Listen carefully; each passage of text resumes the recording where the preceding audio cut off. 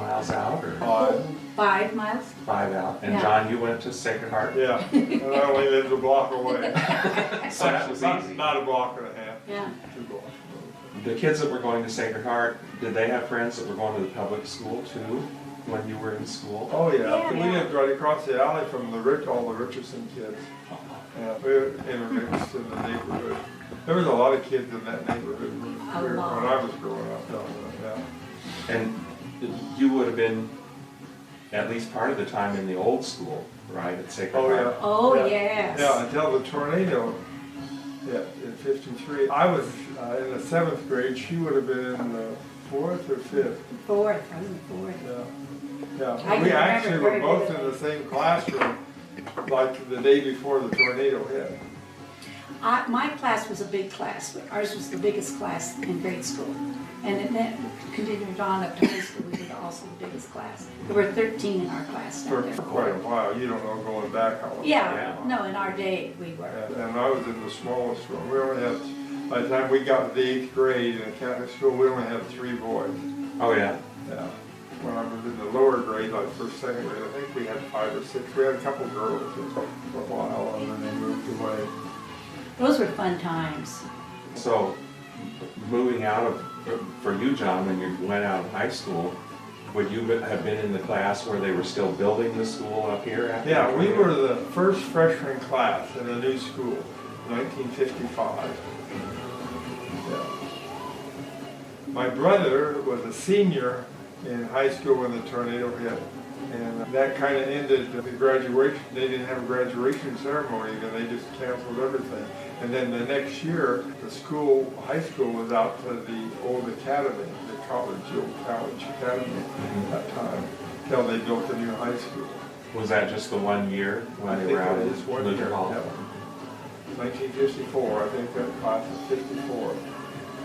Now, the gym was already under construction when the tornado hit. Is that Yeah, right? a new gym, and it was like half the walls up or something, and it blew a bunch of that back down again too, and totally destroyed the school. The school was the older style, was like a 2.5-story building, and it took the whole top floor off of it, and a lot of that went over there and destroyed the new gym, so then they just basically had to start all over. But, Not the first time they had to do that up on the hill either, huh? another thing I remember about that, in this intersection up here of 11th and Eads, that's a T intersection, that's where the standpipe was. They called it a standpipe or water tower, but it was one of them big old ones that was just straight up in the air. It said Hebron on it. And we had already built a new one, the new water tower over there. And when I was, I think, sophomore, junior in high school, some company came in that they sold that for salvage, and they took that all down. That was quite a deal at that time, and they took that all down and cut all that up. That was all steel, cut it all up right there. So I can remember that. There was something I heard something about the time when the water tower the new one was built. That don't line up with what I remember, but anyway, it doesn't make a whole lot of difference. Do you remember old Bill Nackey, Judy's dad? For entertainment, he used to get us girls in the car up there, the standpipe, and then shut the engine off, and we'd see how far we could go down the street. Coasting down the street? Yeah, it was fun. We did that quite a few times. If you want real young memories, I want to tell you, we did a lot of roller skating. We had those old clamp-on steel skates, and the courthouse. The sidewalks around there were real wide and they were really smooth. It was just a fantastic place to go roller skating around that courthouse. And we did that a lot at night, and of course we didn't have television or anything. We had our studies done, and we usually stayed out till dark or after dark. And a lot of times to do that, we played kick the can a lot at the courthouse too. And then I'll tell you what, the youth today don't even know it, but the river down here, the little Blue River had the dam and the mill bridge and that little generating station. That was just a playground for kids. I tell you what, all summer we played down there. A lot of them swam in the river, slid down the dam. We fished a lot below the dam, and we used to set bank lines above the dam. And of course, it was only about 2 blocks to the river from where I lived. there was a couple little ponds between the river and First Street, or the railroad tracks was there, and we used to ice skate there in the winter a lot. Played hockey, we just had old sticks. I actually still have a hockey stick from my youth too that I did get later on. I bought an old hockey stick. But we had a lot of fun down there on that river. And there was a boat club, wasn't there? Yeah, there was a Hebron boating club when the dam was there and they put the gates up. There was a Hebron boating club, and like Jim Kenner, there was a lot of businessmen then that had boats. Jim Kenner had one, and the Corfs had one, and Jim Russell, Gene Elder, Bob Thomas. There was a lot of them that The had. guy with the hardware store, didn't he have one? Ben O'Connor had Western Auto, he had a boat, and they had a lot of activity on that. Then the afternoon, you could hear all over town, you could hear those boats, motors running, and boats going up and down that river. That would have been what, mid-50s or Yeah. in that time frame? Yeah, early to mid-50s, yep. How, besides you commented on things that kids did in your time that doesn't happen now, what else can you think of that's in that line? Bikes, you rode a bike. Yeah, everybody had bikes, Yeah. but in the summertime, like I said, a lot of kids did that down there, but then there was baseball practice, in the summer there was baseball practice in the morning, and just about everybody went swimming to the swimming pool in the afternoon. That was really a big draw, because back then too, most of us didn't have air conditioning, and it was hot, and then you went to the swimming pool. That was the way to spend the afternoon when it was hot in the summer. Yeah. And everybody went to the show on Saturday night. The theater The was stores full. were always open Saturday. That The was farmers a all night. came to town. Saturday night was a big night, and a lot of the farmers would just park their car on Main Street. They had some benches and stuff, and they just sat out. A lot of them sat on their cars and just visited. Usually the men, the women would shop, and the kids would go to the show. That was really the norm about every Saturday night. It was busy. A big social event then. It was a there. social event. It was fun. It was a lot of fun. I even remember that as a child. I do. And we too. Saturday had- nights. Back in those early days, we had two trains that came into Hebron. The Rock Island came in from Fairbury, and I think it went clear to Ruskin at one time, at Rock Island Railroad. And there was a depot down there, I don't know, let's see, that you could tell where the old railroad tracks were. Les Frankie has a shop there now. It went right by there, and they had even had a loading dock there. But just to the east of that, it would be on the 5th Street, the end of 5th Street down there, is about where the old Rock Island Railroad depot set. And that burned down, I think, in '49. That depot burned down, and they never rebuilt it. But then the Burlington Railroad came in from the north, and it just somewhere right west of Belvedere, the tracks had to cross. I actually never did see the crossing where the Union Pacific crossed it, but anyway, and he used to come to Hebron 3 times a week, Monday, Wednesday, and Friday. And there wasn't much trucking back in those days, and everything just about came on that train.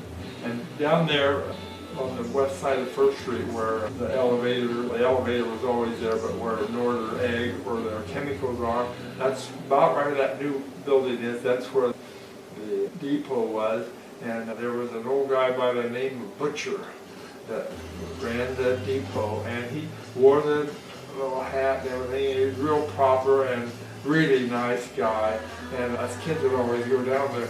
Something really unique about Hebron, that engine that came to town, that Burlington, it was a steam locomotive. And so this was the end of the line.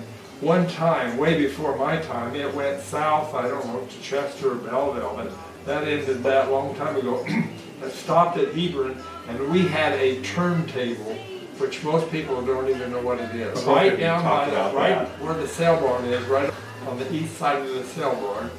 They had a turntable, and they ran that engine on that turntable, and it was a big, just fit the engine on it. And then there was a round track around there, and they had railroad ties, and there were two big handles stuck out on both ends, and the railroad crew manually turned that steam engine around on that pivot. There was a big pivot, big, huge, it was all steel built into the ground. And they turned that engine around and headed back out of town. And there actually was a caboose sometimes on that train where people rode, but a lot of times there wasn't. But like I said, my dad was in the car business. We got, the new cars all came in on the train. There was 4 cars on a boxcar, in a boxcar then. There was 2 up at an angle on the ends, and then they put 2 underneath. Much more efficient than today, hauling everything on There semis. was down there along that track, there was all the gas bulk plants for Mobil, Standard, Texaco. They all had bulk plants. They all got fuel off of the railroad there. And there were coal bins for the lumber yard. Coal was shipped in on the train. And there was also cattle pens, so they shipped cattle in and out of there. With cattle pens, they had a loading chute that went up there to the boxcar level so they could put the cattle. DCC guy we interviewed, There was a lot going on in Hebron back in those days. It was amazing. the CCC guy that we interviewed in Kansas, they came up on that train to Chester. That's how they got up here for the CCC camp. So that would have been before that, probably late 30s or early 40s. Well, if you notice that big, on the First Street River Bridge, if you notice that big cement thing when you look west out of the river, that was one of the deals that held the railroad going south out of town. But that was actually before my time. But I've seen a picture, a real good picture of that somewhere, that track and the railroad comes into Hebron then. But anyway, that railroad deal, that was quite a deal. Jean McKay told me that when she was a senior in high school, they did their senior sneak going from here to Stoddard on the train. That was a sneak. Yeah. That was out in my neighborhood. Yeah, it would have been. Oh, that's funny. What about your neighborhood? You had Diane, of course, but did you have other kids your age in your neighborhood that you could play with? And The Schnuckelboogers were down the road. oh, were they? Yeah. They were relatives of ours, and then there were more Weedles along our way. But Snickerburgers is a big family. Huh? That was a big family. Schnuckelboogers over 12. Yeah. Yeah, yeah. That's one thing that's changed. Family size is way Oh, smaller. Definitely, definitely. And our winters were a lot worse than they are now. That sounds like really an old person, but they really were. There were times we couldn't get out of the yard. And I don't think they had the equipment to clean the roads. And one memory of mine really sticks in my head, but Diane and I loved to get to town. Because if we had a lot of friends in town, and we had relatives in town too, and if we got to town, we knew we'd be in there for a few days. And we had something going on at school, and you could not drive down the road. And we put our stuff in a gunny sack, and we got on the tractor, and Roger drove us across the pasture to 81, and our uncle picked us up over there. And Roger cussed at us all the way over there. You blankety girls, you're gonna get to town. I'm gonna be stuck out here on the farm. And it was true, we knew it. But that happened a few times. We didn't ever go across the pasture ever again. But there would be snow above the car. That 59-60 when Lyle was a senior and he was sports king, that was the only way they could get to town, Mom and Dad, to come for the sports banquet. Yeah. Because the road was blocked out west of town, so they took a tractor clear down to the highway. Well, And you always remember the real big snow, Yeah. but you don't remember all the No, snows that we no, got there. but that was pretty cool. Yeah. But, And we used to do a lot of sledding behind the horse and the tractor. Yeah. That was another thing we did when we were kids. A lot of And sledding. the road out here north of town, that road, like, I guess they call it still another name, what is that? I don't know, another name for it. But anyway, before that dam was built, that went clear down to the bottom. Yeah. And that was our sledding hill. It was a dirt road then, there wasn't even any gravel on it. And when it was snowing, got a little traffic on it, it was really a neat place to sled, because it was a really long hill all the way down. And the Kripals had a bobsled, a long homemade bobsled. And if you were lucky enough, and then they would hook a sled on wasn't just a the cup. It wasn't just the Well, Kripals? it was Roger Corliss and I and Oh, I thought it was just the Tom Kripals. Tan, we built that. Okay, and then if you were lucky enough, you got on the little sleds behind it, and then you'd go down the road and you'd get whipped like that. It was really fun, really fun. The story was that I was pulling them with that bobsled. We made it out of 4x4s, 2x4s, and then a big plank to set on. But there was, at that time, there was ditches. The roads weren't paved in Hebron, No. and there was ditches everywhere. We'd go around the corner, and it would slide in the ditch and dump everybody off in the snow. And That was you fun. couldn't even hardly tell who it was. They was all covered in snow, and that was supposed to be a lot of fun. I knew about that because my older brothers and sisters had done it and talked about it. So we started doing it. Then we were doing it one night, and then we'd all go to my house and we'd have hot chocolate and warm up and stuff. But anyway, the cop come, and I can't remember who the cop was. You're gonna love this. Police. Joe Molly? We had city police then. Probably. We just had, always had city police, and he came, he said, "You can't do that, that's against the law." What?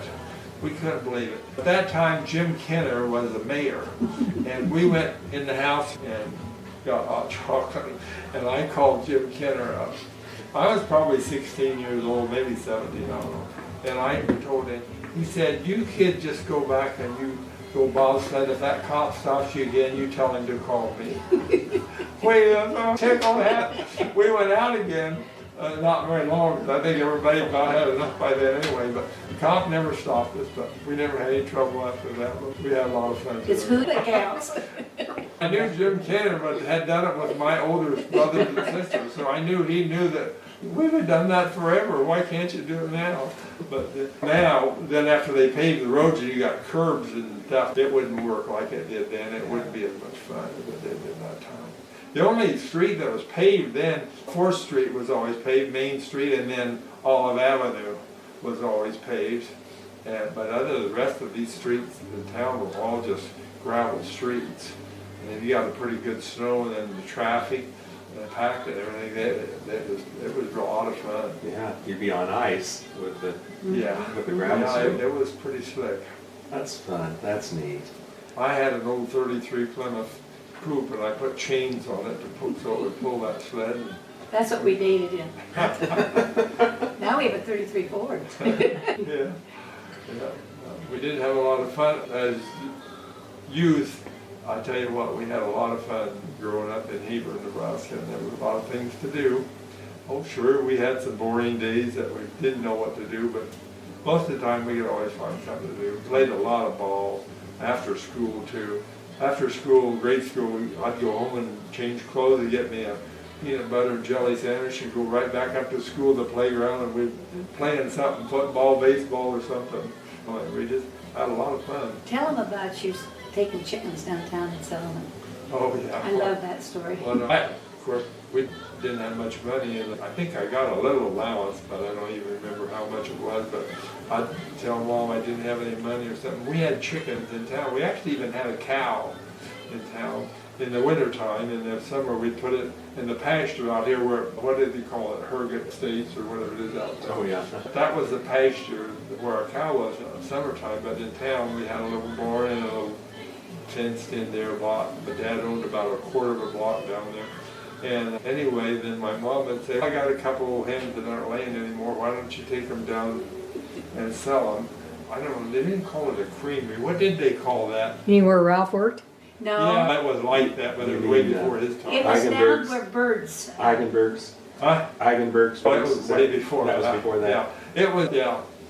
And they, along the wall, they had these little seats you sat on and look out into the middle of the, remember that, Johnny? You're talking about the Fairmont ice cream store. I'm talking about where they bought and sold Oh, chickens. I was thinking they You did bought both chicken there. feed there, and they Oh. hauled chickens in and out of there. But anyway, I'd sell them. I'd take the chickens, put them in a gunny sack, and wrap the thing around my handlebars of my bike, and ride down there and sell them chickens. Now, was that south of the theater there in You that? know, it was right where Lyle Bird was in business. Oh. Right on the end there. That used Right to on be a that filling corner. station on that corner too. There was that building that was split. There was a Fairmont ice cream store there too. Oh, Okay, what about the Hebron Dairy? Like, I saw somebody comment on Facebook about remembering getting ice cream at the dairy, and of course, they had their own route till, what, oh, yeah. That 30 was years ago wonderful. probably? They took milk around Nick town? Sasek ran that. So who had it before Lohmeyer then? Was, Who had the dairy before Lohmeyer, Yeah. she's asking. Beatles, I think. had Oh, it. my uncle. Yeah. And it was up there on the end where, let's see, out where the eye doctor is, yeah, I think, at one time. And then it moved and was in that alley. The alley. yeah, that's the one I remember as a it. child in the Yeah, alley. Dairy, yeah. And But everybody was commenting about going to the dairy and get ice cream. Partnership with his brother-in-law, who was Paul Helmberg. Oh, that's the name I was thinking. Our kids and nieces and nephews love the dairy. Yeah. We had a running ticket there, and they'd go and, Yeah, then it moved It was- over where it the was- lawyer's office is, and that was later on. yeah, they brought the milk right into the house and put it in your refrigerator. Glass jars, Uh-huh. those glass uh-huh. jars. Yeah. Had a carrier, I think, that would carry 6 of those. Don Lohmeyer. I think I have one of those somewhere yet. Yeah, Don Lohmeyer, to his dying day, I was always Miss Wheeler. I never advanced to being married. He always called me. And his kids, Tom still calls me Miss He was really Wheeler. honorable, I like to tease the kid with that. He ran the dairy. But I'll tell you about that Fairmont ice cream store. I can't remember that guy's name that ran that, but everything in there was painted a real light green, and the seats were like benches all along the east wall, but then they had these little things, almost like a school desk. It was just little to put your malt on or your ice cream and stuff. And it was a Fairmont ice cream store, and he wore a little white hat thing and the guy ran it, and the ice cream cones were a nickel 1 dip, a dime for 2 dips, and 15 cents for 3 dips. Now that's different. I think malts were a quarter. And we had, I'll tell you something else that people, it's hard to believe it, but I think there were, I could count them, but on filling stations downtown, on the First Street corner, there was Skelly on the south side of the street, and Chuck Henning, or Charles was his real name. And he ran that. Across the street on the north was the station, and then going up the street where North Public Power is, on the corner, that was Harry Dutcher's Standard Station. It was really a nice one. It was all painted white. Across the street to the east was another little Skelly station like the one down on the end, and they were these little stucco square buildings with the roof overhanging the 2 pillars. And then, so how many was that? That was 4. That's 4. And then you get up across north of the theater, there was another station, I think that was Sinclair. And right behind that is where the old Hebron Journal Register building was. That was a 2-story building set back behind there. And then, by where the grade school used to be, which is now part of the, Southeast Community College, that right on the east side of that, there was another one of those little stations like that, and that was a Phillips 66. And that guy that ran that he had 2 boys. They're good athletes. Yeah, Larry and Ray Whetstone. Whetstone.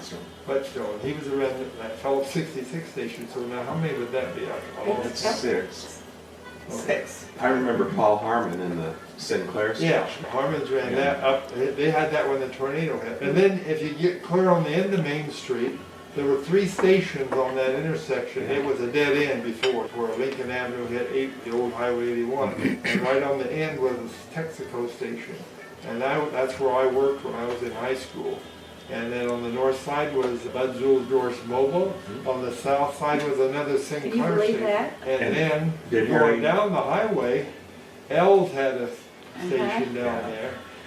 And HL's Oil Company, they had a filling station down there. There was a cafe down there too called, what was that called, Wilmore Cafe? Wilmore's. Wilmore's, yeah. Yeah. Wasn't there another little station down there where the motel is, where we used to Well, make a U-turn? yeah, but that kind of went out. There was a station there, but it was out of business in my time, and it was. And then there was another filling station on the road out there going to the cemetery.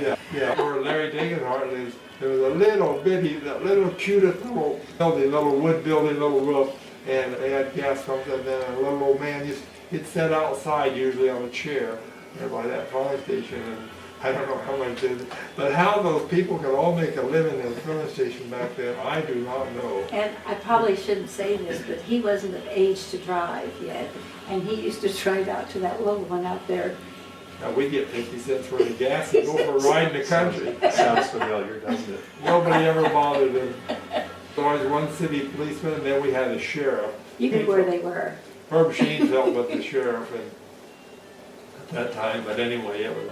We went into a filling station, us girls, a lot of times, and give us 50 cents worth of gas. I can better that. My girlfriend's Nancy Germer's car, that little we called it Hildegard, a little Falcon, maybe, 3-speed on the column.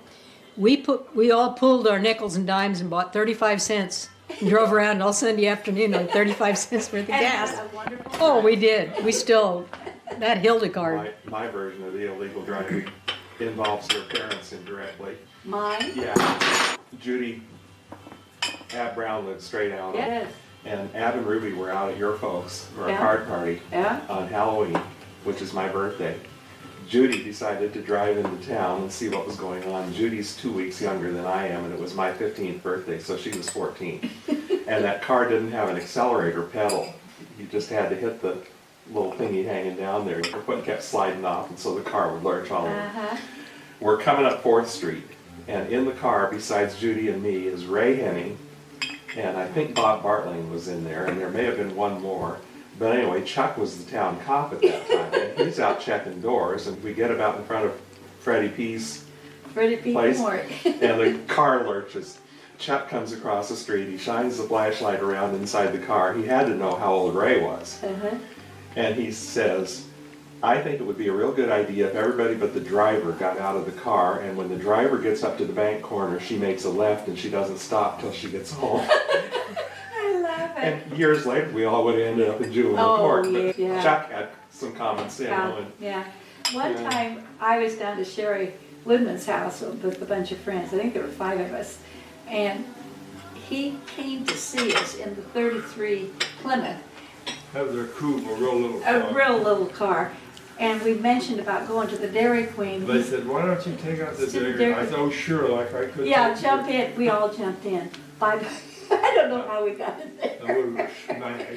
If we would, today the kids would end up in jail probably. I know. I couldn't hardly drive it. And he loved every minute of it. Like this. I couldn't, somebody shift. Speaking about driving to town, us kids used to drive the tractor to town. She said she used to pull a trailer with grain. I did. I take it to the elevator. And I know I was probably about 13, 14 years old. We all started driving things when we were Oh, 8. yeah. We had to. Yeah. And I don't know if we had to, but it was fun. what about other businesses up and down Main Street? What did we have for businesses that we don't have, or? We had a lot of filling stations. Yeah. I was gonna ask, do you remember the transport companies? P.D. Wright and that bunch. Els, I think, had one. Coriel's, do you remember that? Coriel's? Yeah, I remember the name, but I don't remember much about him. I think Ronnie Francis's dad, he drove the truck for L's Oil Company. And, yeah, there were several of them, but I can tell you on the end of Main Street down there, going up Main Street from Co-op, and then there was, Walt Gaisman had a welding shop there, and behind it was Herb Lubin's body shop, and then the Chevrolet garage, and then the city, where the city hall is, that was the fire department. There was 2 garages in that same building, garage doors, where they had fire trucks, and they were very narrow. And then Miller's Appliance was a big building which they want to tear down now, and that was a big going business back then, Miller. And what was really unique about that, he sold just about every kind of appliance and TV. When TVs came out, he put up a huge antenna, which Hebron is low, so he needed a real tall one to get any reception at all. And the reception even then wasn't that good, but he had a TV that he put in his front window of his store, and he would leave it on at night, and people would drive their cars up and park there, and they'd sit on the fenders of the car and watch that TV. He had a speaker outside to tease them, and it was usually it was a pretty snowy picture anyway at its best. But that's how he started selling TVs, and that would have been in the mid-50s, probably around the tornado time, 53, 54, somewhere in there. And anyway, that was a really big business. And then next to him was a machine shop, and Harold Beisner, it was actually his dad that ran that machine shop, and he could make anything back there. He was quite, but Harold then, he worked for the city part-time. He was like the city electrician back in those days. And he was quite the old guy. Really a lot of fun to visit with and stuff. And then across the alley where Central Market's parking lot is, that was a beautiful building. That was a John Deere building. It said Corf Hebron on the front. And it was very unique. It had a huge skylight all the way down to the center, clear at the top.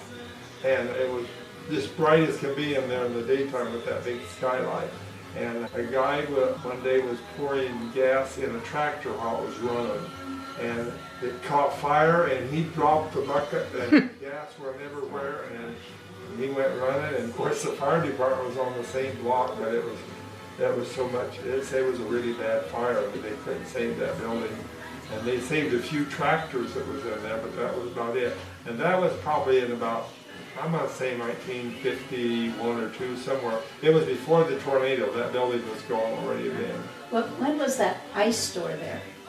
Wasn't there an ice? That was, the ice store is where the upholstery shop is now, around the corner. Now, you could buy ice in blocks there, or he would run it through a grinder and you'd get chipped ice. You can buy ice, you just pull up there and tell them what you For want. our ice boxes. Did Shearers have that at that time? What's that? Did Shearers have the ice? Yeah, I think he owned it, yeah. Cheers.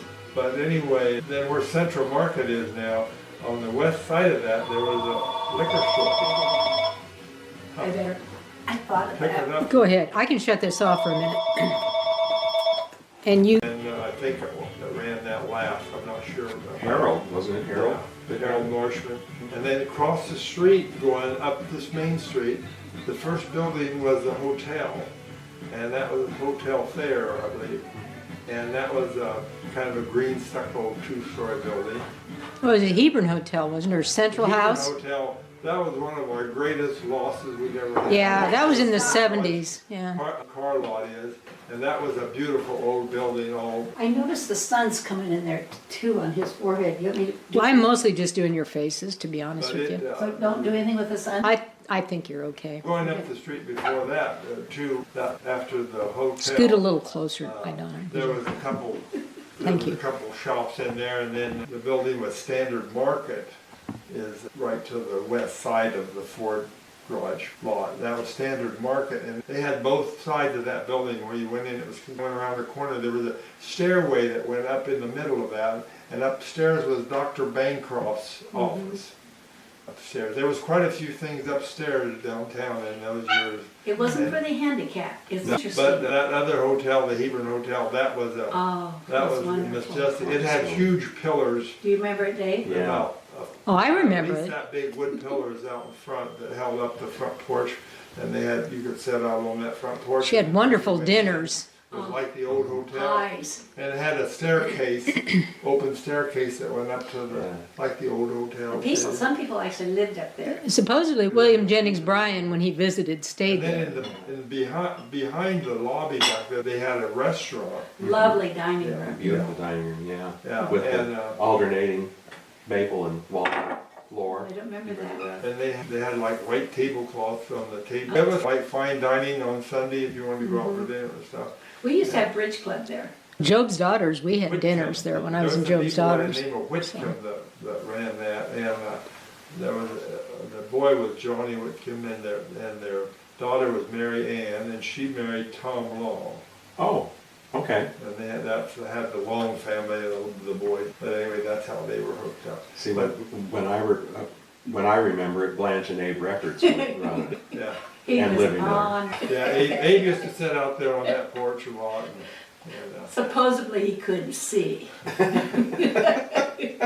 yeah, well, we have a joke about that. The words I better not put in there about Jack Stewart. Yeah. Talk about ornery. Then the H&H Cafe moved in there where Standard Market was. Did you, I maybe missed, but did you mention the other hotel on the other end? Yeah, their Okay. hotel. And Mrs. Gilpin owned that hotel, and she had cats. A lot of people didn't like her cats. She had a lot of cats. But anyway, that Standard Market, see, I go back, clear back to the tornado, then they built a new grocery store down there, and it was Jack and Jill at one time. And then I don't know, Jack and Jill pulled out, and then the Standard Market moved down there to that store, and then that's why that was H&H Cafe over there. Mandy's Cafe was on the south side. Yeah. That's where Silva worked. I started up that street. On the west of where the Ford garage is now, wasn't there a cafe called Lincoln Avenue or No, Golden no, Beach Lincoln Diner? Avenue, I'm going up, It's Lincoln beyond Avenue was tonight. right next to our store where the Oh, VFW is. that's where, Yeah, yeah, Golden Betshire had one on the north Yes, side. Well, that with was- the bowling alley.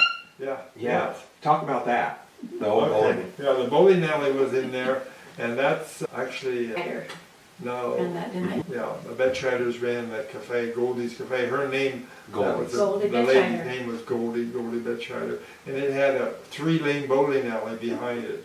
And I They used set the pins. I used to set pins there. I can't remember, I think we got 35 cents a line for setting the pins. It was all manual. And anyway, back then, us kids did that, but yeah, Goldie's Cafe.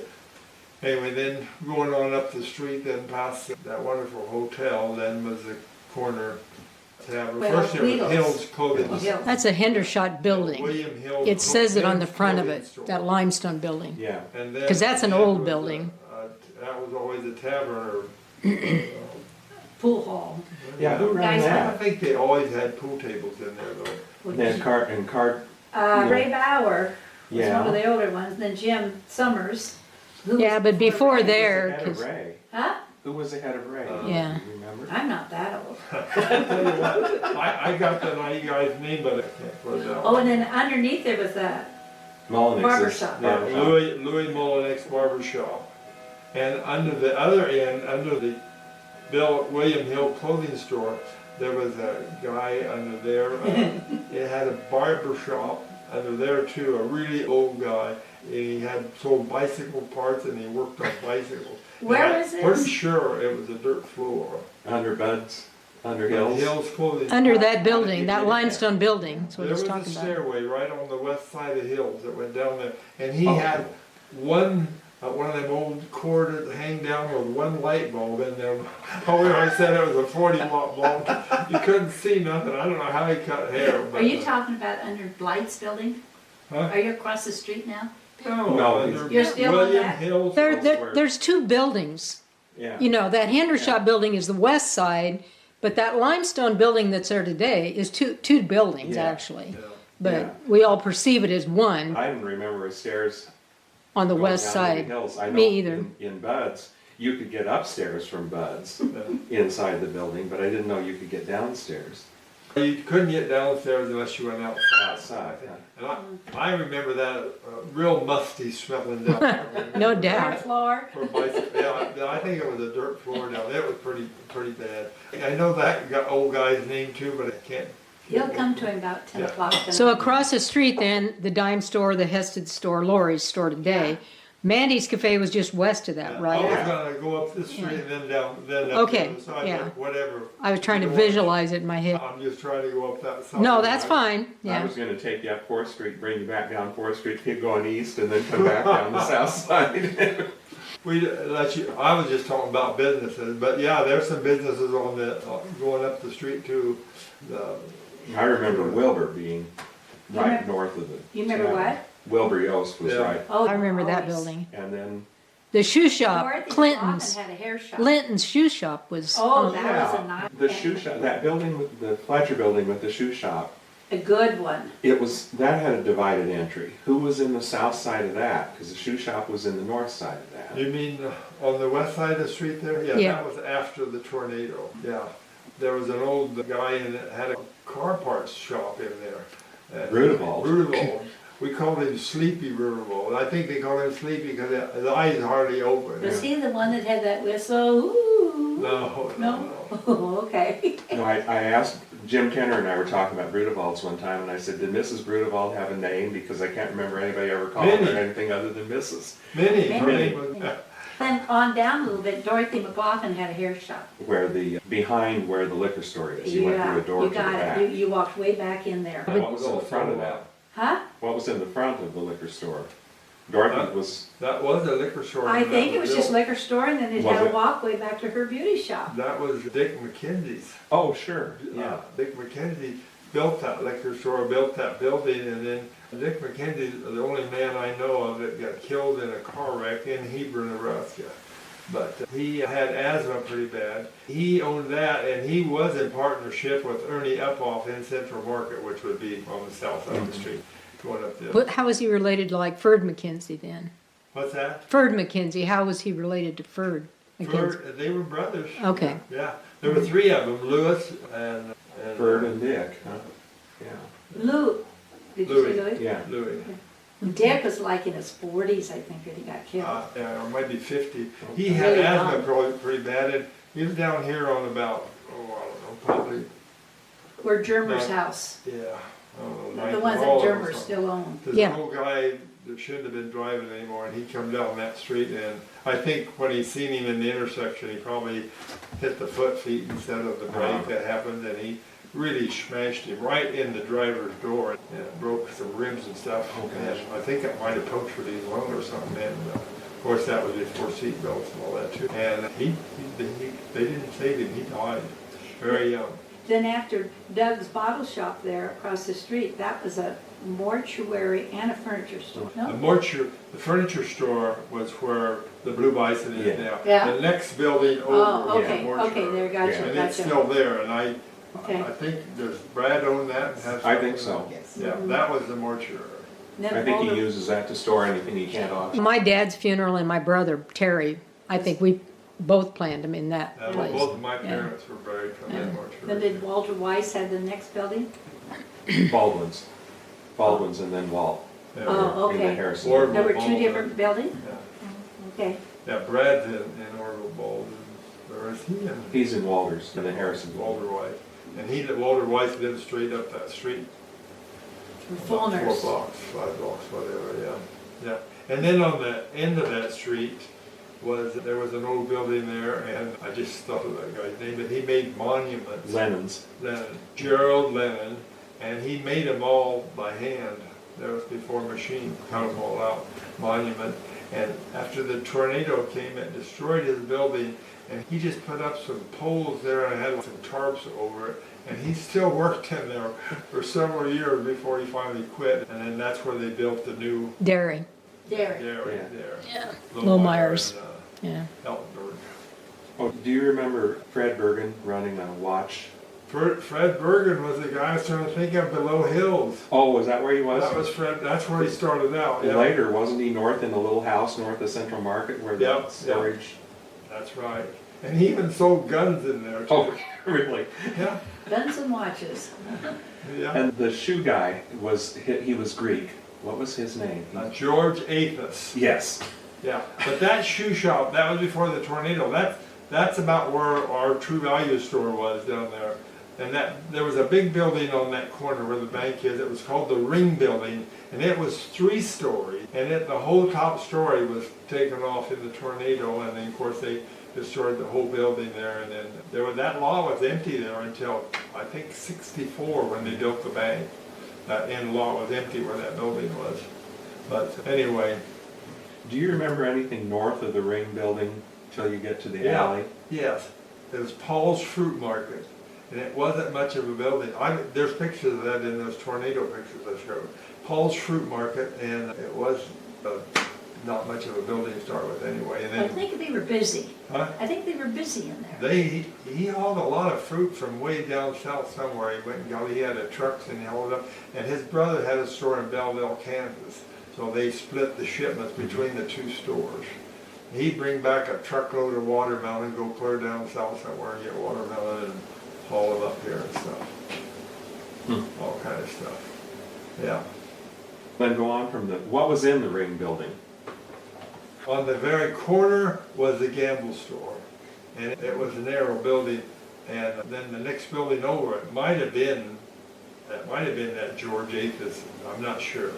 Because that was, like I say, before the tornado. That George Athos was a pretty wide building and where he had his shoe repair shop. And then when he died of a heart attack in his car, I think over by Gilead, and then Gene McDonald bought that.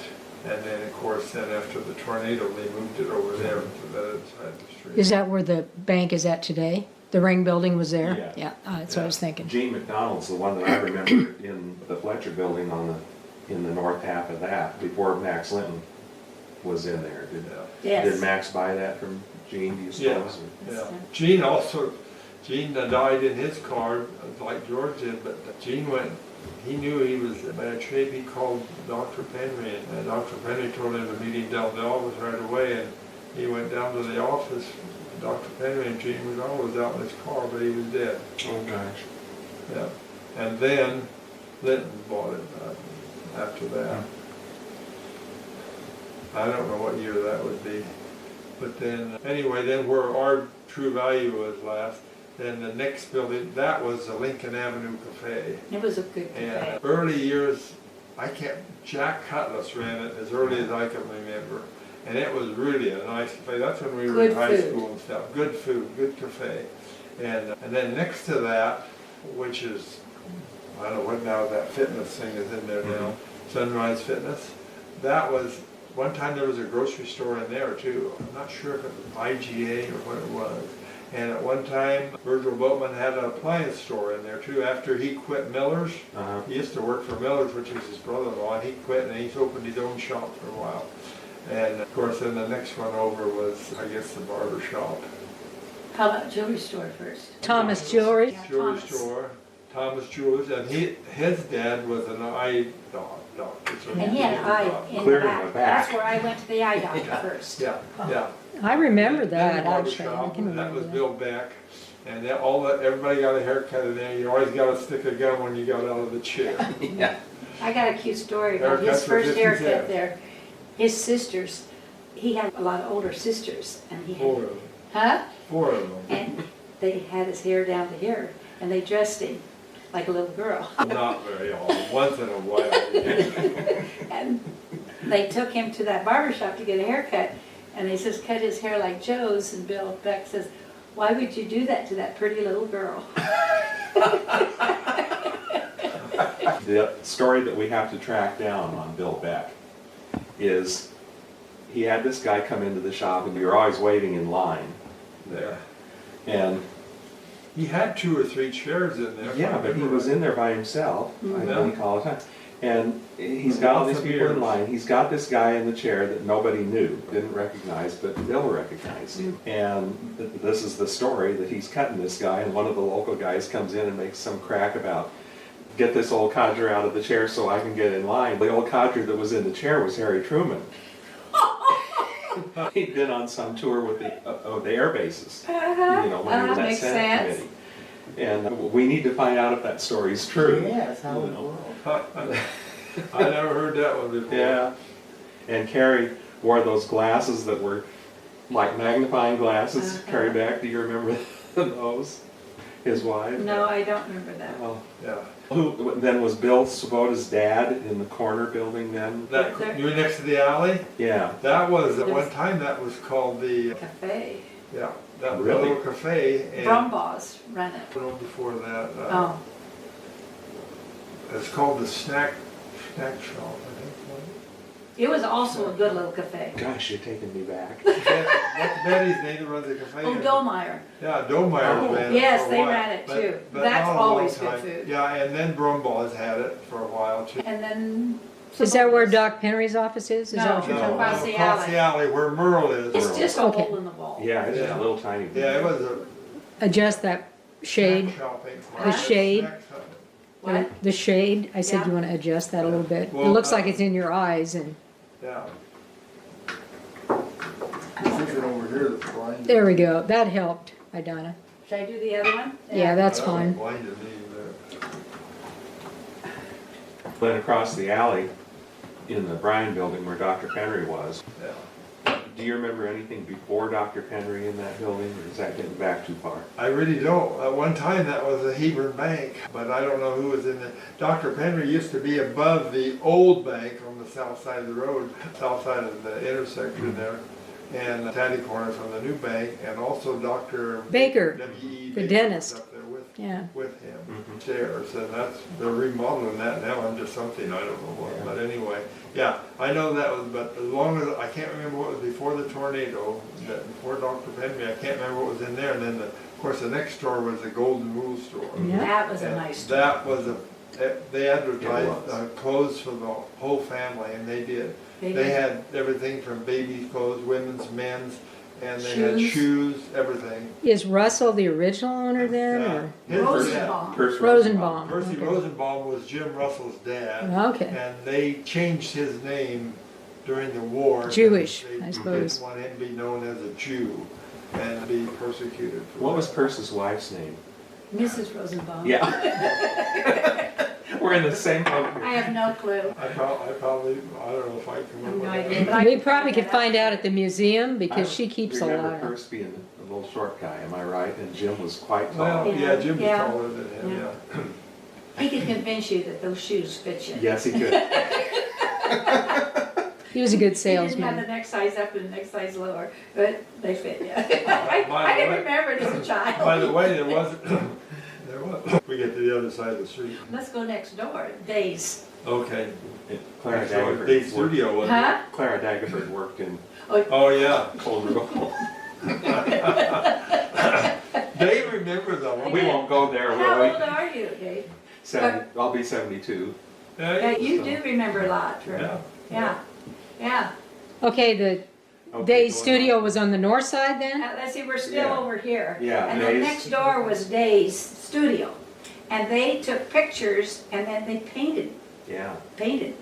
hand painted your And pictures. who did the Was hand that painting on United that? Arlene? Airlines? Arlene. Arlene was very Is good at it. that currently United Airlines now? Yeah. The building you're at? Okay. Yeah, did it go from Days to a beauty shop? No, there was another, Doyle McLaughlin Yeah. ran the studio for a while in there. Oh. and then didn't his wife open up a beauty shop in there after he was gone?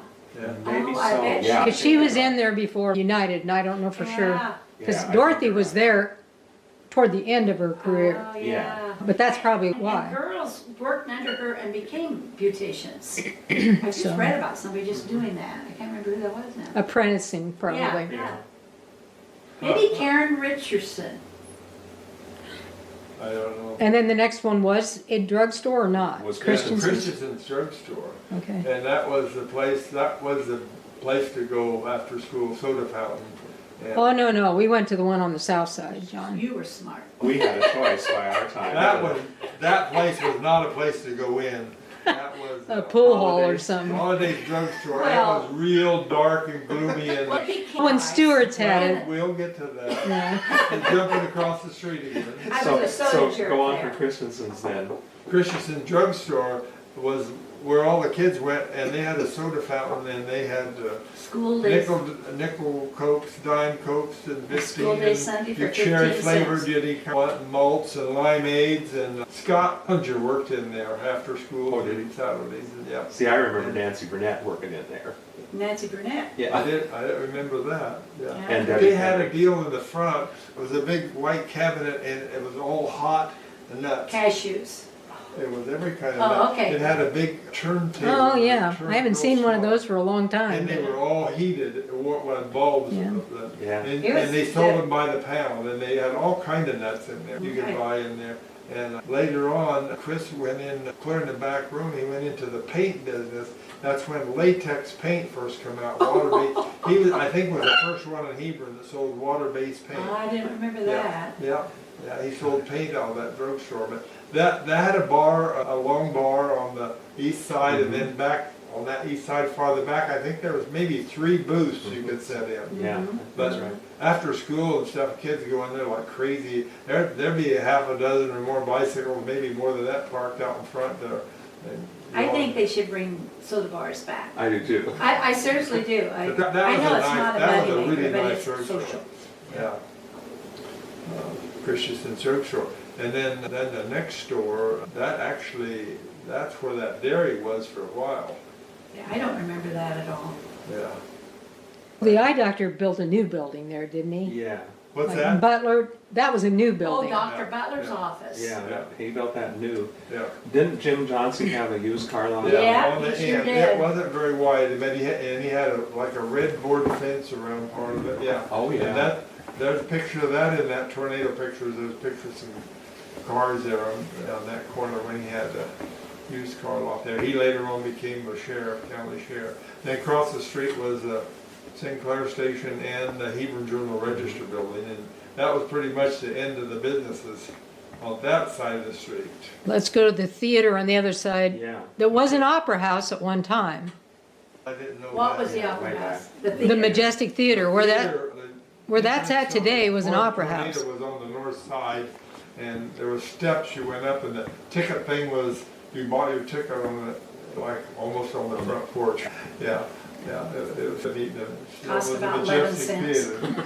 Yeah, and that all went by the wayside. well, the inflation hasn't hurt the theater too No, much it today has compared to not. most It things. has Was- not. Was there a balcony in the old? Oh, yeah. Yeah. I don't remember a lot about the old theater. before the tornado. Well, when I researched for Cattleman's, I know that there was an opera house, and it was there on that site. I did not See, know the that. back wall got destroyed in the tornado, and I think they said the screen, part of the screen Yes, got torn or yes, something. yes. And the people all run to the front of the theater, and then they seen what was going on outside, so they all come, they didn't know where to go. It was real scary, because the whole town was getting demolished. Yeah, I And the think- windows were all blowing out of all the stores and everything. And I think we were lucky that nobody in the theater got killed. Oh, Yeah, my my God. I brother was was- there, my brother Were was you? in the theater when the tornado hit. and my dad came and got us. Says, kids, we gotta head for home.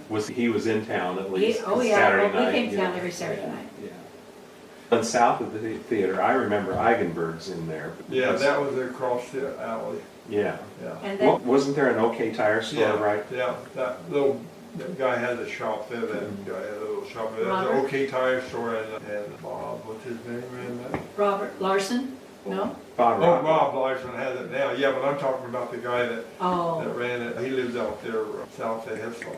Yeah, Bob Rocco was. Rocco, yeah, Bob Rocco was the one. oh, You can come up with names better than I can, I know them, I can't get them you don't up there. register. I can't remember Yeah, what I Bob did 10 Rocco had minutes an ago. OK Tire store there, yep. Then go across the street to the, what's now the Brand X. Well, Yeah, then, that then was- on down was Ranky's.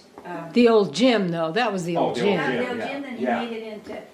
Rafters. Ranky Rafters. Rafters. Yeah, with the laminated. RRR, Richard used to go- Ranke's Rafters. We used to, when we were in Catholic school, we would walk in procession and go down there and they put on plays for the high school. And I remember a girl, she was in a hula skirt and I thought, oh my goodness, that's something. They're friends of Joe's. I think she's. Stevenson, Yeah, Kay Kay Stevenson. Stevenson, yeah. Oh. But we'd walk in procession, we couldn't talk or anything. You really had to behave yourself. Yeah, the Catholic school was very It strict. was very strict. It was a good school, very Yeah. good school. My story on the Discipline, old a lot gym. of discipline. Doyle Boyce, do you remember him at all? Oh, Yeah. yes. He's a cousin of mine. Doyle And boys. Gladys lived right across from the old grade school, behind the gym. That's a different voice. Oh, this is a different one. West side, or not Doyle, Don. And the high school boys would have to come down from the school to the old gym. Yeah. So they'd jog down, Uh-huh. they'd jog through Gladys's front door, pick up whatever she had for baked goods on the way by, and go Oh, out the back smart door and over boys. to the gym. John Boyce, I think was in my brother Joe's grade. Be about 54, maybe somewhere. 53, I think. Yeah, I think they went in the Navy together too. could be. Yeah. He got a really bad disease that Yes, he did. deteriorated over.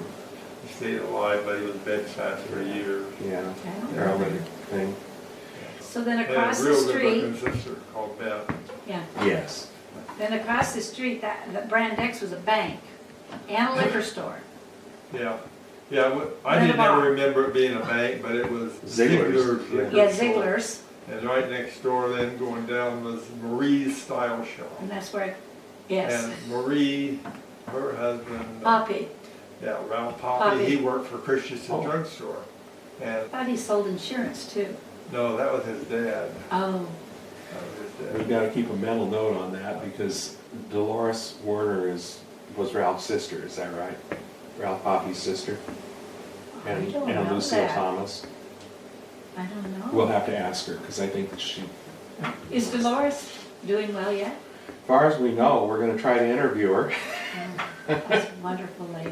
Yeah. And her husband was so nice. Then from Marie's, that Red's Barber Shop. Yeah. Red Eagleback, yeah, big barber shop in there, and before Red was Larry Dankenbrink's dad, Oscar Oscar Dankenbrink. Dankenbrink. Yes, that's He had a right. barber shop in there too. And then they had Hebron Cleaners. That's where Kelly Berkey started across the street Yeah. there too. That's where she started her business. Hebron And Cleaners. Julie Stewart was in business with her. Oh, I forgot about the cleaners, yeah, that was, the Oh, yeah. cleaners, I forgot Yeah. about that Yeah. business. Yeah, Yeah, Earl Park one right day, there. one day, somebody, let's see, how was that? Somebody drove their car into the cleaners. Yes. And we didn't know about it. The paper came out and we read it. Oh my gosh, we need to get out that front door once in a while. I don't know if that's that one or not, yeah. Yes, Yeah. it was the Earl cleaners. Park, he had that, he put on there, painted on there with, it was all boarded up, it said, "This is not a drive-through cleaners." Cleaners. Yeah, you know, And which business is there now? It's an empty lot. It's this, when we Yeah. were in Part of that business, empty that lot. happened. And then Okay. old Joe Hiller drove his car into, was it Wilbur Yost? Yost. Yeah. Wilbur. I remember that deal. And then, We're when we going a were, lot of later years now. and then one day Dorothy Rentz was working for us and she was, oh my gosh, oh my gosh. I said, what's going on? Oh my God, somebody just ran their car into the bank. And that was Paul Paul. wasn't it? Gervity. He did, and he not only ran his car into the bank, he got out of his car. He backed up and then ran it in again. Yeah, and then he got out of his car and got his banking stuff and walked into the bank and was wanted to do his banking. I just knew that was gonna happen to us someday, but it meant we were Because we lucky. had such a low deal. Yeah, You yeah. could drive your car just about. I mean, if anywhere. Pat Kenner would have been in his room there, Yeah. he would have been in trouble. Yeah. I got on the phone, you have to get this out of there, but I got on the phone and called. It could have been horrible. Yeah. Somebody could have been walking by, a kid on a bike. Yeah. Okay, I need a little help on the name now. Who had the shoe store on the south side? Palmer's. Yes, That little bitty. yes. And then there was a IGA store in there also Oh, I in remember that that. block. Oh, at one really? time. Yeah, yeah, but I don't think it was a lot of years, but there was a grocery store there. That was IGA. And there was a photography shop in there too. Yeah, they run, Yeah. I think that photography shop is where, That's where we had the meetings, yeah, the they ended up. chamber on- meetings. That was the chamber office for a while. Yeah, who had that shop? The gas company was in there too, Candace Yeah. Nebraska Yes. Gas Company was in Yeah. there. They had, They were in the second building from the alley. Parker owned that building. yeah. Parker. Josh Parker owned that building where the gas. He did? company- Yeah. I didn't know that. I didn't know that either. He was always in where the dentist is now. Yeah, I don't think he just owned the building, Oh. rented out the Oh. Yeah. He didn't So you're get getting close to the bakery Bakery building. was on the corner then. Yeah, Wilcox's. always a good bakery. On the corner of the alley. Yeah. Yeah. That's a bakery, then that next one was a pool hall at one time, was it, or was that No, the? you're going west. No, that was going down that way. Jack Stewart had his. Oh, store Stewart's, here, yeah. For a while. Stewart's. Yeah, they built that new, the Mitchells built that building there new. And wasn't there something called True's in that building before Jack was in there? It was a clothing store or? Town and Country Fashion, wasn't it? Something like that. I have no idea. I was some type of clothing stores in there. Yeah, there was a clothing store. I was thinking it was Town and Country Fashion. You may be right. Yeah. And, And then the pool hall. yeah. Pool hall. But That was the bakery wasn't always there on the corner either. That, I'm not sure what was in it on by the alley there. At one time, that might have been, like I say, there were several stores in there. See, by Elder's Jewelry was in there too. Yeah, we Where missed Dan them. was. Yeah, we skipped that. I missed them. And, yeah. But that bakery was down there where that last cafe was built. Havana's. Huh? In that. Oh, yes. yes. Elaine's Beauty Shop was. Yes, Yeah. that was Elaine's Beauty Shop too. Yeah. But then Jack was in there, where Western Auto is now. Yeah. Yeah, that's where That I was a that soda was jerk. holidays. That was my college. That's where education. we went in high school. You're Yeah. skipping over that one, that's where Western Auto was in there for a while. No, let's see. You said, There was Murray's building on the corner, and then there was Rex Recreation. It was. yeah, That's was the pool Spaghetti's, hall, and yeah. Eddie Wolfcutter had that. And then Holidays. yeah, holidays. And then where Elaine was? is Yeah, that the next Elaine's building? Beauty Shop. And there was something else in there too. with There was Elaine. apartments upstairs. Oh, and then we had a doctor up there. Oh. I went to him. Hawkins's. Huh? Hawkins. Hawkins Oh, Hardware. yeah, the hardware store. Who was that old doctor that I was have to up look at the there? building, then I can remember what they were And doing. he went up all these stairs. And Taylor? Taylor? Not Taylor. I went up there and had something done. And he also had one light bulb hanging down from the ceiling. It was interesting. So Yeah. which building are we on now? This is stuff. That pool hall was. It's where right Jim, I think, Jim McKenzie, it's on this side there. That of Jim Western McKenzie Auto. stuff is above Western Auto.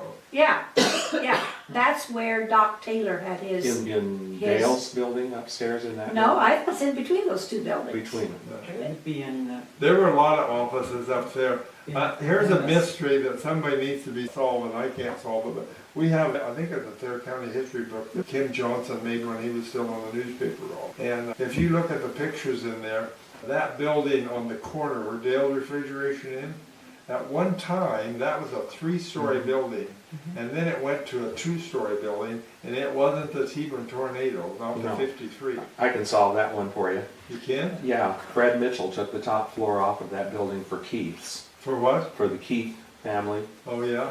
And Why? because it was up there in the wind and they didn't have it rented out and it wasn't built very sturdily. And so Mr. Keith had Marie Mitchell's dad C.F. take that off. Keith, isn't it? Yeah, I think. Wasn't there a style shop in there too at one Yeah. time, Oh, a yeah, clothing nice one. store? that by Gordon had. Yeah, by Yeah, Gordon. and then Sassick There was too. a lawyer's Armida. office up above there. Yeah, John Richards Yeah. was up there, and Chase Mitchell had an insurance office up there. Yeah. Do you remember now underneath Light's building? Remember I, that? Them I steps are remember that still you could there. get in there, but I don't remember what Okay, was. It we're was going back spooky. to our kids. Yeah, the steps are still there, covered with steel plate. Yeah. But there was a guy that lived down He lived below there. there, and Bob Schroeder can tell you his name today. Bob Schroeder's the other. Yeah, Bob's really got a memory. You We should should have have had him up here. Yes, we But should have. anyway, we called that guy the mole. And we were scared of him. There were public bathrooms down there. Yeah. That's what I heard. The only time we seen him was at night. He would come out and he would stand on them steps and you could just see the top part of him. He was down in there and he would look around. He'd come out after dark. That's why we called him the mole. You don't remember who he was, though. No, Bob Schroeder, not a year or two ago, he said, oh yeah, I know his name. Or something. He come up with a name, I don't know what it was, but anyway, he's called the mole. We were scared to death of him. But We should seen have had a him. girl going We down there took to the him. bathroom. That was a story that he had a peephole into the girl's restroom. And I don't know. This that gets was better true all or the not. time. I didn't get that shut off, so. I didn't edit that, so that's on there. It was scary. Yeah. Well, We then didn't have many scary things back then. going south from there, Freddie P. Yeah, but Freddie P, he was north on that street. Oh, and was it? That's where somebody got killed in the tornado in his building, his office, in Freddie P's building. We're north. Behind the tavern there. Tavern? Yeah, it was in there right south of. where- Kamoric, you mean? Freddie P. Yeah, Kamoric? Yeah, I've stopped yeah, and think. he had a lawyer shop there before the tornado, and then after the tornado, he moved down there. And what was that building, the Mitchells remodeled that Yeah. building down there too on the end, and I can't remember what all. No was in idea it. what's in What there. I remember Well, being in there ASC was the office. ASCS office. ASC office. And Marie worked there, Marie. Mitchell. Marie Mitchell. Oh, yeah. With And she dated Gene McDonald all No, the, Sen yeah, McDonald. Sen Sen. McDonald all those Yeah. years. Gene He never McDonald's married. girlfriend worked for pennies, but we ain't got that far. Okay. Okay, so now You we're in the remember Marie, Blowbomb building. Marie and Am the I visor following? and What? You're in the Blowbomb building. Hey, you're good. Okay. Marie with the visor and the. Well, and no, the things I around think her the sleeves. ASC office is the one next to it. It was Posies. clear on the end. Yeah, right? clear on the end. Posies next to the alley. Yeah, yeah. Okay. But I don't know who was in the Bobon building. I wonder if, I think ASC might have been in the whole thing, Could Could been. have been. or the Soil Conservation Service might have been in the No, other I half don't of know. that. You know, you talk about that other building on the corner, that was, they called him Scrubby Powell, but his name was Walter Powell. Yeah. He had a men's clothing store there. Oh, yeah, And yeah. above that, they had apartments, because my brother, oldest brother, when he first got married, they lived up above there in an apartment. And that's Dale's building. Yeah, it was very Mhm. rich. But that, and you can still see the writing on that, Yes. painting Yeah. on that, but it was Powell's clothing store. It was a men's clothing store, nice clothing store. Yes, very nice. We're thinking about them. Where was Mooberry's? Mooberry's had a store someplace. I think Blueberry had they, Weedles. Oh, was that where that was? That was Weedles. Weedle's what? Clothing. Above, Hank Weedle. and then Bud Hill No, afterwards, or? No, you don't think so? blueberries. Or Well, there were, used to be, Clothing, men's clothing. or were they in the Ring building? Huh? Were they in the Ring building? I don't know for sure. maybe Jackie would I know. was thinking Blueberry might have been the one that's in the pool hall in the early years. Maybe who? Jackie Williamson. Oh, She might know. maybe Jackie Williamson would know. I bet Well, she would. I know She's just a little older. that Rick and Eddie, before the pool hall was where we remember it, Grass the Recreation, Blueberry they were went in, to our church. Carl Yeah, Blueberry. yeah. He had the pool hall.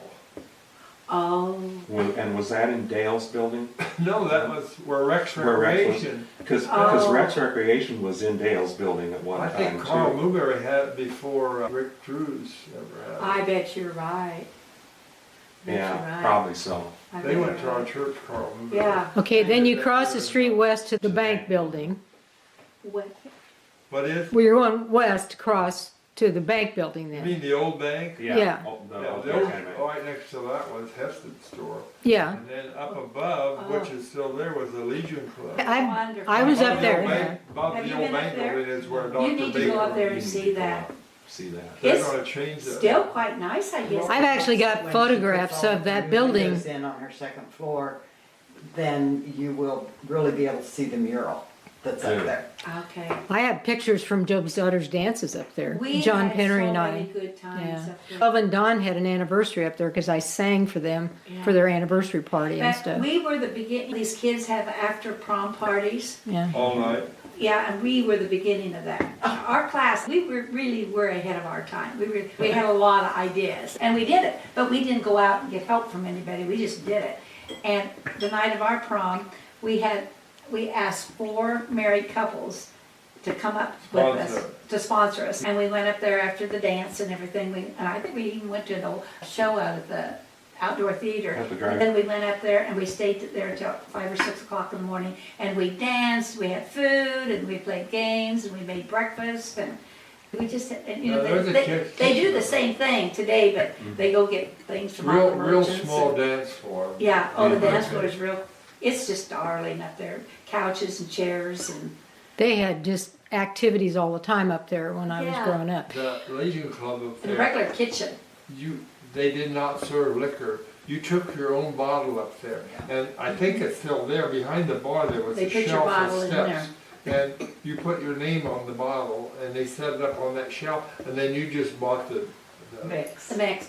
I think it's amazing that we went upstairs for so much partying and nobody ever fell down those Oh, steps. yes, they did. Maybe they did and I didn't know it, but that's a lot. So of- how did 17 you, or 18 how did you steps. get up to like where Ralph and Judy lived when they got Oh, married? That was fun too. But was that steps beside Lot of that? steps. Lot Yeah, of steps. I barely, but I've got a photograph from that apartment. That was a From nice when- Where apartment. was that, It Linda? was right next Right door. above I, the Central Market.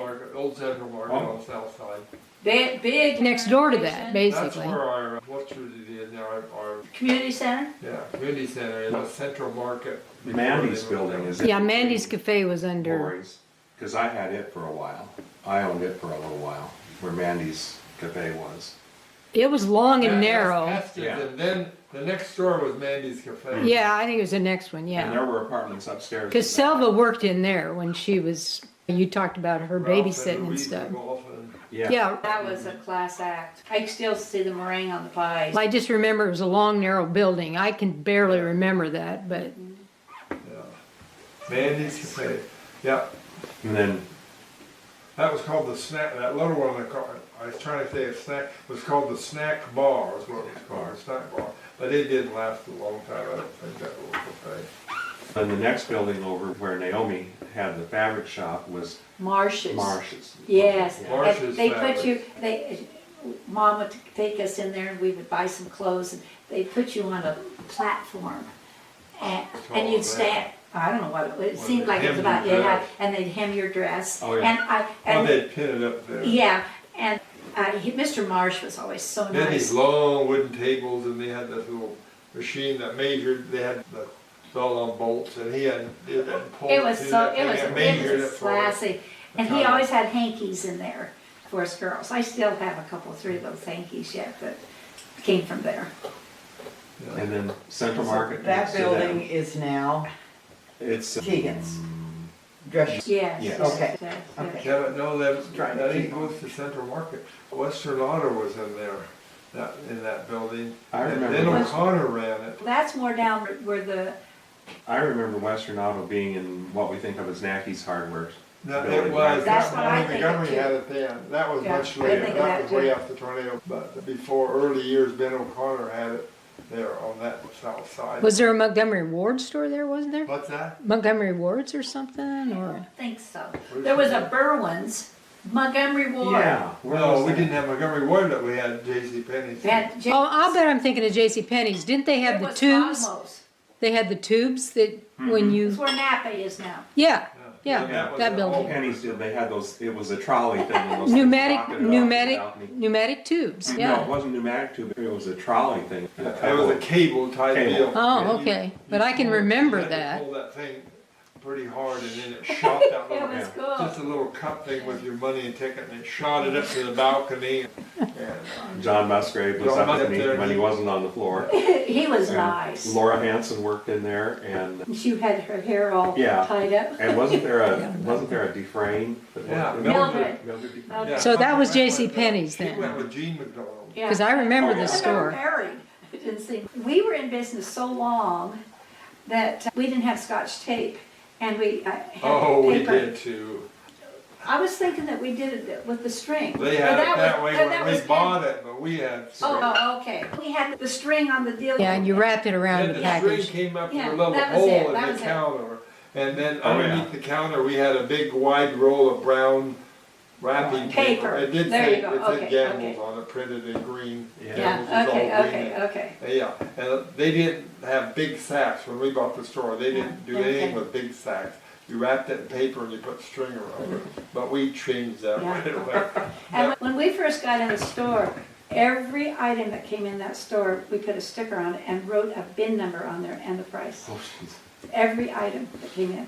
And then, yeah. All in, done. Yeah, and then every Huh? sale we had, Right. we wrote a ticket out for Yeah, every sale. And we had them little cards with the sales tax on it, and we put the sales tax on it. That's why I suggested the question on technology. Yeah. Yeah. Because ultimately you have radios, TVs. And we Now, and self- operated you know, quite well, actually. yeah. We worked hard, but Yeah. back to Jim Canner. I just can't say enough good about Jim Canner. He was just absolutely fabulous. And Johnny was county commissioner, what, one term, 2 terms? One term. And we were just used to be together in that store all the time. And the truck would come once a week, and he would come, if he'd seen me over there, he'd come over and he'd take his jacket off, roll his sleeve up, and he'd help me unload that truck. Really? Yeah, you don't find many bankers that would do No. something like that. And did you ever know JR, his dad? Yeah. Did you? Did you? Yeah. He was quite the character, and he moved really fast, and he talked really fast, and one day our truck came, and he, Parked across it, so you couldn't backed get it up into that. into their. Oh, he was driveway. mad. I says, JR, all I can say here is this, I says, the faster we get this thing unloaded, the faster that truck's gonna leave. And he did the same thing. You know, Rupert, JR, Yeah, his initials were JRK. And Harold's were HRK, Harold Killinger's. okay. And my dad always referred to him as Herc and Jerk. I love it. Tell them our snowmobile story. Not snowmobile, snow busher story. It's Jim. Snowblower. Snowblower. Oh, yeah. We were right next to the bank, and Jim came up with this idea. He said, John, I got a good idea, I wanna make you an offer. He says, how about you selling us a snowblower, give us a good price on a snowblower, we'll pay for it, and you store it in your back room, and we'll both use it. And I said, sounds like a winner to me. And so I sold him the snowblower at a cost, because we're gonna use it, and he said, I'll pay for the gas even. I said, we'll worry about that later. But anyway, Jim, he always got You know how upset. early he got up. Yeah. He got up so early, and he'd always wanted, so I just give him a key to our store. And the back door. He and- probably still has it. Yeah, they had it when we quit. We wore that snowblower out, because, reason we wore it out, not because Jim and I wore it out there, but Jim would go over to the old bank and do it, and then he'd go home and do his, and then he'd do Marilyn Russell's. By the time he got done, it was noon. But the thing of it is, the really good deal part of it was, he liked to get up at 5 o'clock. I'd go down there and he'd not It was just do always his, done. he'd do my sidewalk. It was really a good I deal. couldn't use the snowblower, and I didn't want it. And he'd call us once in a while, he said, hey, I need something, you care if I go? No, go ahead, whatever. Yeah, and then even Pat called, I think once or twice, and Yeah. I said, no, just go get But it. that's what's nice about small town America. Yeah. There's a lot of things nice about small town America. That's just, we still trust people like that. We got 2 neighbors that both have keys to our house, and we have keys to our neighbor's house. So when we leave, if we need something checked or something, then we can do it. And if we don't get the keys back, we just keep it. I tell Chuck Brinker, you still got the key to my house door? Yeah. I said, okay, we're going to Texas for Christmas. And I'd like to have you check it once in a while. Okay, fine. Or Johnson's will do the same thing. Yeah. We have Johnson's key to their house over there. So, anyway, yeah. Going west then on from Penny's, that empty lot, do you remember anything being in there? That was always an empty lot, but getting back to the penny store where Napa is now, if you look in that entrance, which is goes in there, look on the floor, that's all tore out of there, but that was inlaid like mosaic. It said J.C. Penney Company in there.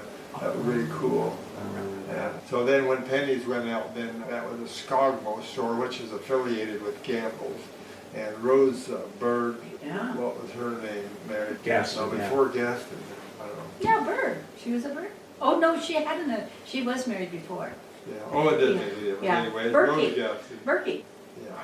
Yeah, her husband Yeah. got killed or something. Yeah. Or something. Anyway, she had that in their clothing store for a long time called Skogmo's. But anyway, yeah, then that was an empty lot, and then the next one over where the hospital guild thing is, that was Betscheider Auto Yeah. Supply. Arnell Mall. They had a machine shop in the back of that besides selling the auto parts there. And then the next one over was a plumbing shop. Miller?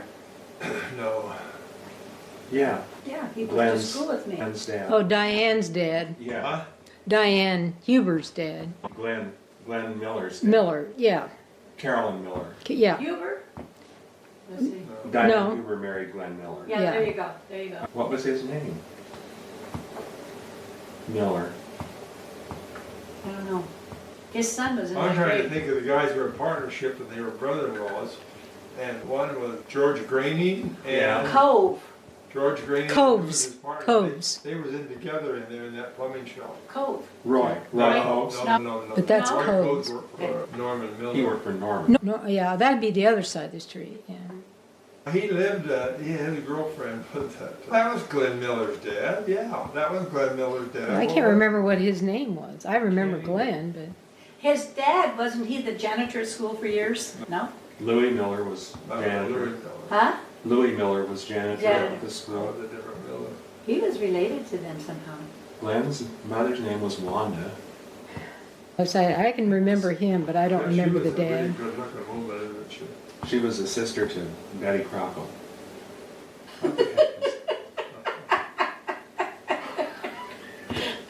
Are you lost? Doug Huber would probably know because we could ask Doug You Huber. can ask Doug. There you go. You have it. Somebody you can I was ask. thinking that was like G and something plumbing, that they had the name of Yeah. it, 2 letters, and that would be his name, Miller's first name, Graining and maybe a G, I don't know. But Was it George Graney? And I then gotta tell you, well, huh? Was it George Graney? Yeah, Not George Graining. there was a George Graining. Yeah. yeah, I Margie's can't dad. remember the Miller's name, that's the one with the first name. Max. Max. Yes. Max. That's it. I would agree, that's right. Is this Max what you and call George. trivia? Max and George, plumbing. G and M. I want you to tell them that story about you working up there on the high, when you, there's one. I gotta tell you, 2 stories that I don't think anybody else has ever told. One of them, the first one was, I don't know if that's gonna do it. You want a coffee cup? Steve Wilkie lives now, Yeah, he has that house. The Just- roundhouse. Yeah, Oh, oh yeah. yeah. Just north of that, there was a little house. He's actually, I think, got a little shed there now. But anyway, I was probably, let's see, I'm gonna say this was in probably 1951 or 2, somewhere in there. And we had a really bad flood. And the 4th Street Bridge going out to the park there, that was a wooden door, a bridge, and it was all painted white. And I was with a friend of mine, Roger Woodman, and we were down to this lady's, I can't remember the lady's name, but we were standing on her porch, and from there you could see that bridge, and that was completely water, just flood water, everything was just coming down that river like crazy. And I told, we were standing there, she went to get money or something to pay him for his paper route, it was Saturday. And I said, Roger, look, there's a huge cottonwood tree coming down the river, it's gonna hit the bridge. And he turned around and we looked, and that tree came down, and it hit that bridge, and that bridge just went boom, and it was white boards and everything, and the tree, it never even slowed that tree down. The bridge and all went right on down the river. It was spectacular. It would have been so much fun to have that on a movie or something. Yeah. Yeah. And that's when they replaced that bridge up. And it might have been the same flood that a Voss that worked for Consumers Public Power, That was Oh. awful. he tried to get down. We had that generator down there by the Mill Bridge. Yeah. He tried to get down there for some reason to shut it off or something, and he got swept away on the road and drowned in the flood. And Virgil Voss was my age, his son. So he lost his dad probably like when we were 12 years And old. his wife lived to be past 100, I think. Mrs. She was Voss. a nurse. She was wasn't a sweet, she was a sweetheart. Down on Main Street. Leona Leona Voss. Voss. Yeah. Yeah. She thanked, we delivered Meals on Wheels to her quite a bit while we were working. And she just, I want to thank you for doing this. I know you two really work hard, and for you to take the time. She really appreciated it. Felt good.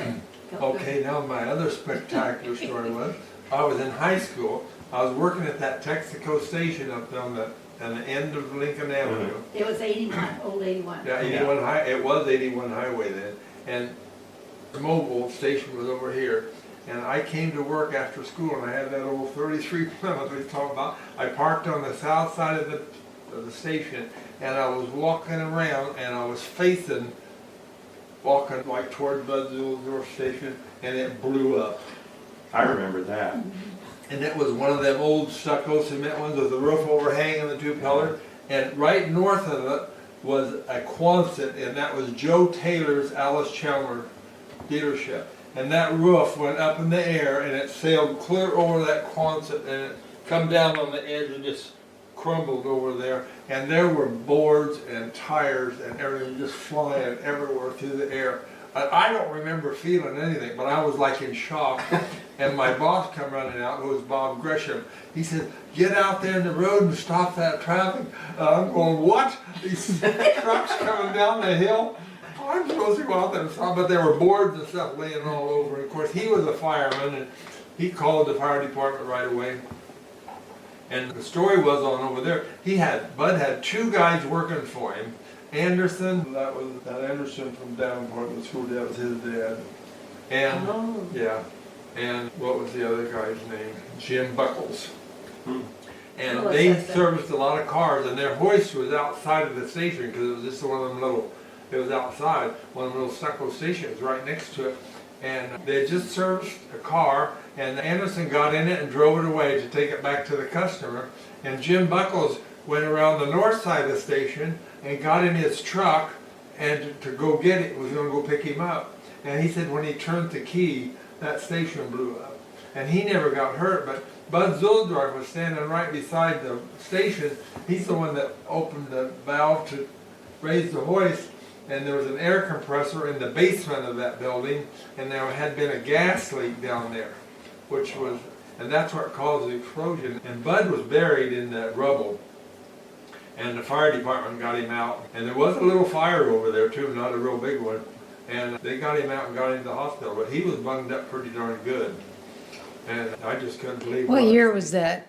Huh? What year do you think that was? Oh, it had to be in '57 probably. Somewhere in there, yeah. Because I was driving, I was 16 then, that's when I had that 33 Plymouth, probably 57. And then, We were 6 miles out in the country and it broke a window. I don't remember a lot about it, but I can't remember.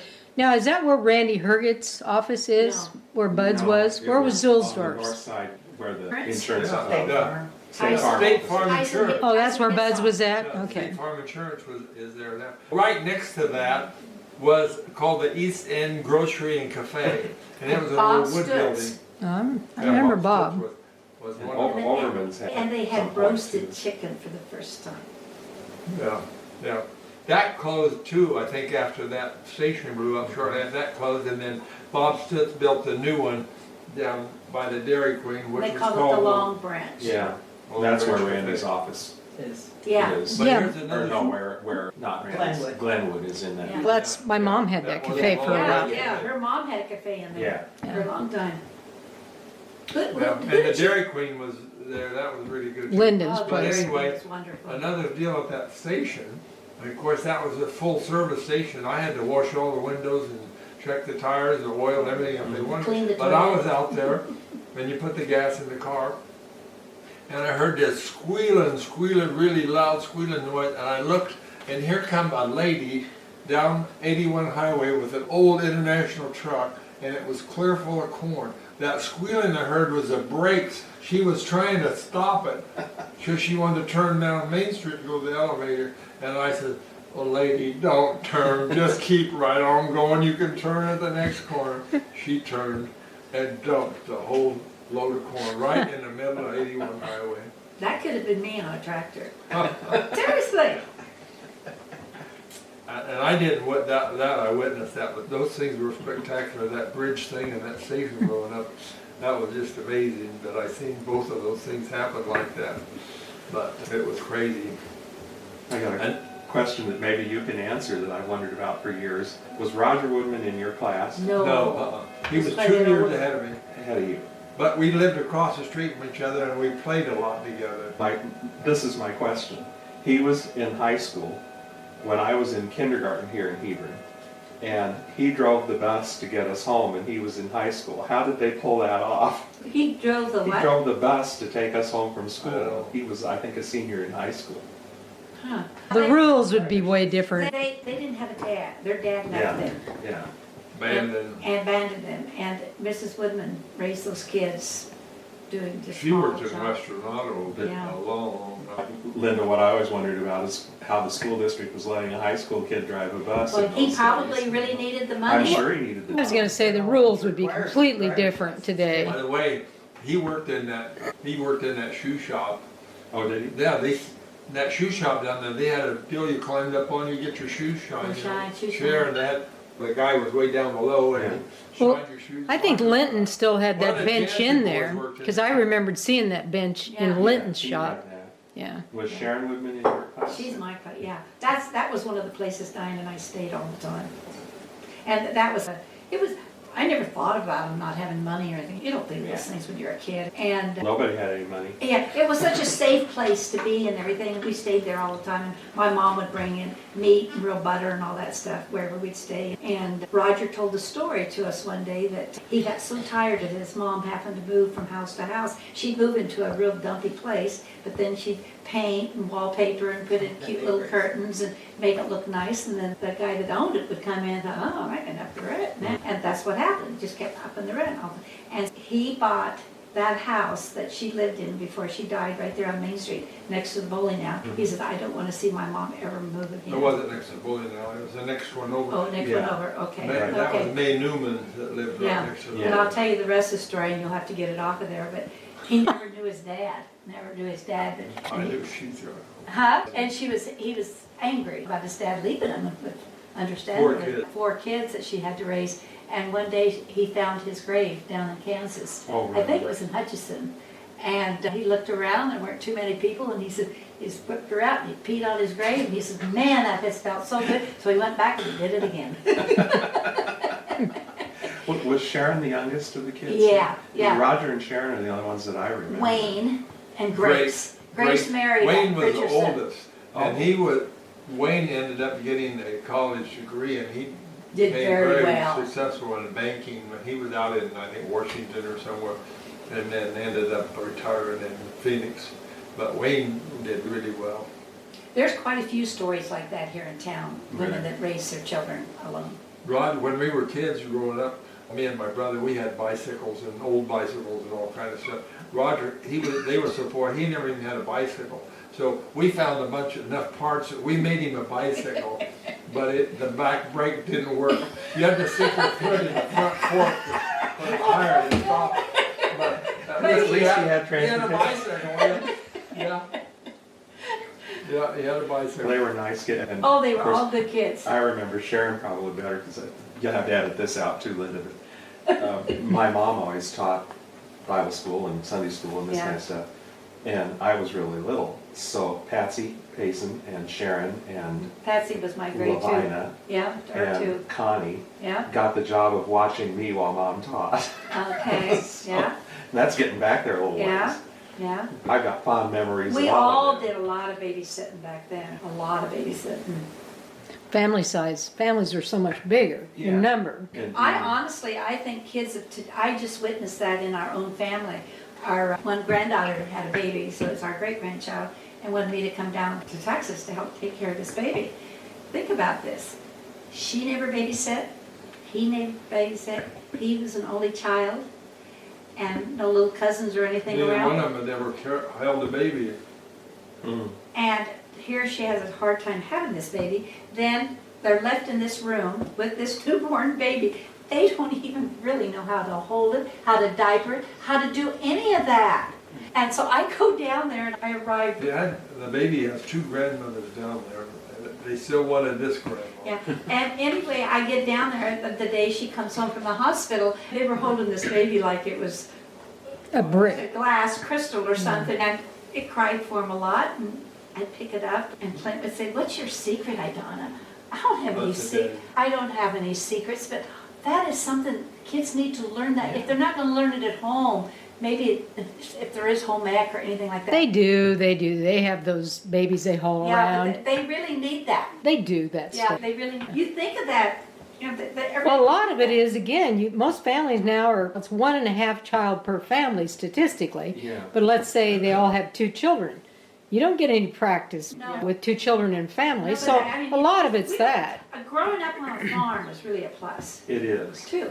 It It really is. is. And Yeah, we milk cows, we had chickens. We didn't have to buy stuff, Uh-huh. and we'd go to town once a week, Saturday We take night. Eggs to town and Yeah, sell to the we town sold people. eggs and we sold You know, milk in my town at the dairy and When I told you about that, me taking chickens down there to sell them, another thing I did, I wanted money, and my mom, we had a huge garden always, my folks had a big garden, and my mom would say, let's just go out there and pick some sweet corn and you can take it in your wagon and go up the street and sell it. And I don't remember what I got for it, but I had my wagon clear full of sweet corn and I'd sell it half a dozen or a dozen years and You I'd can't just go say up the no street. to a kid.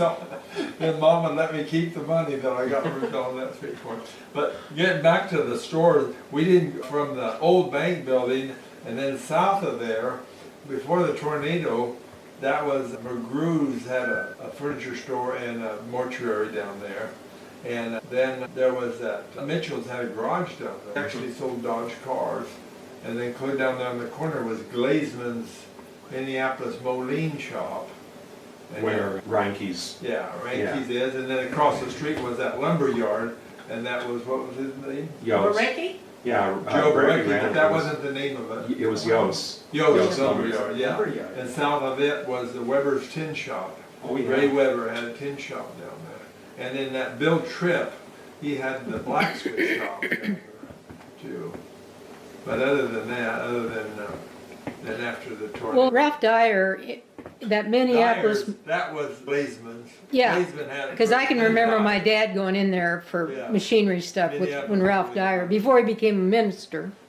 But some of those buildings are in them tornado pictures that shows up on there, but then going past Max and George's, then we was back to the filling station. That was Ream's filling station, but Horst was the one that was his son-in-law. He ran that. Well, the population, I'm guessing at that time, might have been 2,500 to 3,000 people at least, when you I don't guys. think it was ever more than that. But I'm guessing it was about. 25. But Knuckles County, when I used to do county government I day, don't remember the their exact- population, in Knuckles County, at one I time was think the biggest 10,000 I remember people. was- yeah, I remember Now it's seeing not the 5. here It was 2000. 14,000. That's just what I'm saying. These towns were bigger in population. Rick Drews always maintained that Hebron hit bulges between the census years. He thought it was high in 1935 compared to what it was in 1940. And he thought it went back up about 1946 and then fell by 1950. That there were bulges in between. There's usually I a, thought his dad always used to make the comment about the county treasurer office up there because, How efficient they were. yeah, Dagaford, what was his name? Martin. Martin ran that, and he had one woman that worked for him, I think. And everything was done in longhand. And I told her dad, I was sticking up for it. I said, yeah, but Dad, look how many cars they got now. He said, that's true, But he says back then, look how many parcels of land there was. There was, somebody lived almost on every quarter of land Yeah. in the whole town, in the whole county, and they kept track of everything. A lot of them lived on They 80s, did not it just all quarters. hand. Yeah. And I'm sure he did all the, probably the budget and everything for probably the whole courthouse, I don't know. Yeah. Martin, he was an interesting character. You remember, he used to, if you go past his place and he was mowing his lawn, he was always out there in slacks, a white shirt and a tie. Him and Dr. Penry. Uh-huh. And then very late on with Martin, the slacks got replaced by a pair of blue jeans, but it was still the white shirt and the tie. Yeah. Do you remember the county assessor from way back when? I can't think of his name, that old guy, I can just picture him.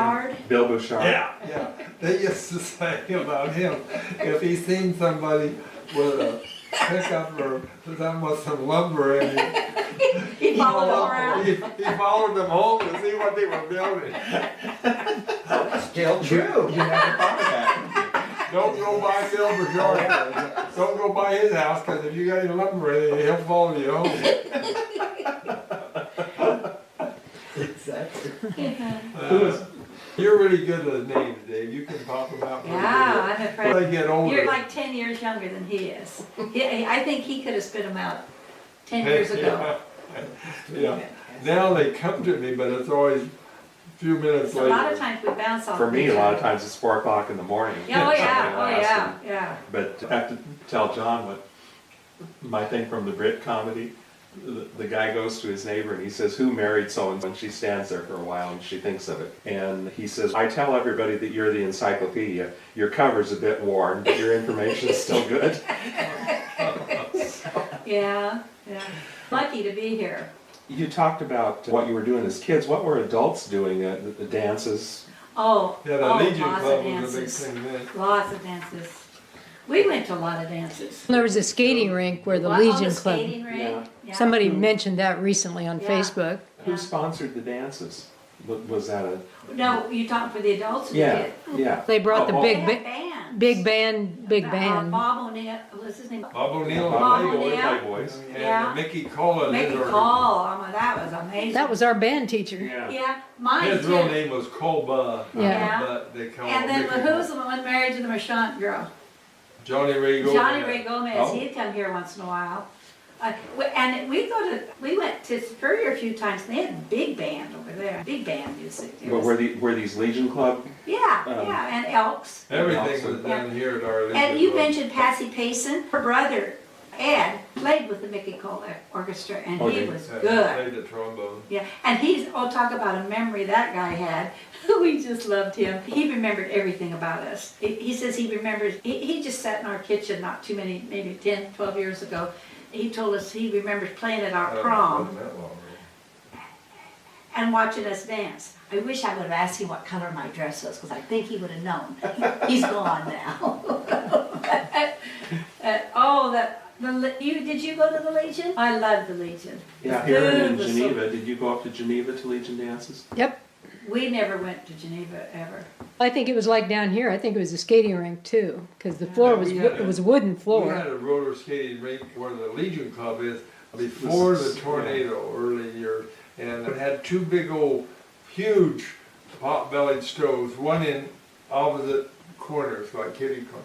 To heat that was all the heat was in it, which wasn't very good heat, but you didn't care as kids. But we roller skated in the wintertime in there. It didn't last a long time. And then when the tornado hit, it was already shut down, I think. So the tornado hit, then the Catholic Church was destroyed. So we had church down there in that thing until they built the new church. Oh, you did? Or until they built that hall. Till they got- And Yeah, then in there. back to our generation, we always were trying to figure out things to do, fun things. And we learned how to square dance. And the annex across the street from the school, we had square dances in there every Friday night for I don't know how long. And that place would be full of kids. And Harry Dutcher, Albert Fink, and one other guy, He would call them. they called for us. I think those are just Yeah, two of them. yeah. I think. Us girls had square dancing skirts and everything. We just thought that was the coolest. And it was cool. That was probably- When did you come into town to school? 4th grade, but we went to school there in 5th grade. So did you have Florence Newell and the dance? I still have my tonette. I can play the Marine hymn on it, yeah. Good for When you mentioned Miss Newell, because somebody on Facebook just yesterday was talking, the Hebron stuff was talking about the tonettes. that. I still have mine. Uh-huh. Florence Newell played higher above the piano than anyone Oh, I've ever seen. Yeah, that's true. Yeah. She had the greatest She had a hair little too, different that hair, bun. didn't Yeah. Is she from Belvedere? No, Alexandria. She drove over here every day. Yep. Bless her heart. And she had a nice- We rode with her in that 1957 57 Chevy. Chevy, That still had the yeah. vinyl on the seats. Yeah. Ooh, She had a 57? I think Yeah. she had a 55 before. No, I think it was a She had 57. 55, but the 57's the one I That's the remember. one I She was remember, with it. too. She didn't know it, but she was really with Yeah. it with that. We also went to Hubble to dances. That was fun. Down there, my folks went to a lot of dances. With my parents. And yeah, and they played a lot of cards. My folks were always playing cards and always entertaining. And Mom would fix a gallon jug of homemade lemonade and then vodka or gin Add in to it. it, huh? And then they would go out in the car and drink that. Browns, Daringers, my folks and your folks. Yeah, they had a lot of good times together. Yeah. They danced all the time and played cards all the time. Am I right on this, that Lois Daringer cooked for the school Yes. by herself? Well, I don't know about that, but it was really good. Yeah. Really. When I hear kids talking about school food, our food was always. But they cooked it. Yeah, it Today was- they it warm was up food, stuff it out was of real box. food. From scratch. But even when we got to high school, it was good food. Yeah, somebody told me, I think it was Susie told me that Lois came in every day and she cooked by herself, and then she had help from the 8th grade girls to get things Could served. be, I don't remember And that. she cooked for something like 85 people because that it don't was the surprise me. school and the nuns and Yeah, oh yeah. probably I agree. fathers, and when they served family style. But every Do you day. remember our Thanksgiving dinners Oh, yeah, that we had in the They basement? were always- Yeah. They were served Family style. yeah. And back then, Esther McKenzie was in charge of the dining room, and when you were in grade school, you dried the towels. That was your job. But Esther came to Judy and I when we were in the 7th grade and says, I think you two should be out in the dining room. So we and little did I know, I'm still out in that dining room. But I love it. I love it. But that was, have you heard about the Thanksgiving dinner? From Carla? back when, you mean? Yeah, way years ago. No. They served it at noon, and there would be a line. Thanksgiving Day, always on Thanksgiving Day. Yeah, and there'd be a line all the way down the sidewalk. They'd have a fishing thing. They had all kinds of Upstairs in the school, there was an auditorium in the top floor of our school. all kind of things for the A kids gym, to do. and they'd set up games and stuff in there for the And kids they'd and the eat bingo and for they'd the- play. And then we served supper. And then they had a dance. They were animals back then. But she said family style. You went and sat down and they'd Put clean it all off in a bowl. one whole table, and then they'd bring all the bowls out, the big bowls of Yeah. turkey Dressing, and mashed potatoes. mashed My potatoes. mom, And then when somebody that else table did all the got all sweet done potatoes. eaten, then they take that all away. My mom, they did election day dinner at the Christian church. loved going to And they would make remember 6 or 8 sometimes- turkeys and that was just for election day. Yeah, And it was wonderful. Sometimes remember on that. Thanksgiving we had quite a bit of snow, and that didn't even bother people. They were still Oh, they lined up came to and get they in that came. church. It was a back big then. moneymaker. All the church kitchens, they were all downstairs. Yeah, oh Yeah. yeah. And they were all set up with these vast ranges. Yeah, And ours and is still down there, I think. served all kinds of meals. And at Grace, they had 2 separate women's groups. There was the Ladies' Aid, which served the meals, and then there was a missionary society that was sewing for foreign missions and this kind of stuff. But my Aunt Martha Olson was the one that was running the kitchen. Martha. Yeah, I think Ruthie- they might Ruthie have got rid of Olson's- that stove now, Ruthie but it was Olson's a mother. huge commercial stove. It was like a John 6 probably burner does. gas or something down there. She would have been It ahead had a of big me. hood over it and everything. Yeah. Yeah, and the one at Grace, you had, this thing was huge. There was a griddle on one side, I think there were 6 burners, and then there was a caboose off to one side that had 2 more burners on it. Yeah. Yeah, they just, Cooked everything. yeah. I made everything. What year did you graduate? From high school, Yeah. 58. So Ruthie Olson would have been 2 years ahead of you in school. Yeah. There was She an Olson that was crashed. trashed, had wreck. That's another thing. Out there on I'll tell this you. bridge. That was Ruthie. Oh, I do remember her. What's that? She had a wreck. Ruthie Yeah, went I through the was side of telling the the bridge. story. Okay. Yeah, Yeah, my dad, I was home in bed already, and my dad got me up, woke me up, he said, we gotta go get a car out of the river. I said, what? My dad had the garage yet in a wrecker, and he said the cop came and it says, some kids drove a car, that was that First Street Bridge, but it was a steel bridge and it had a steel railing.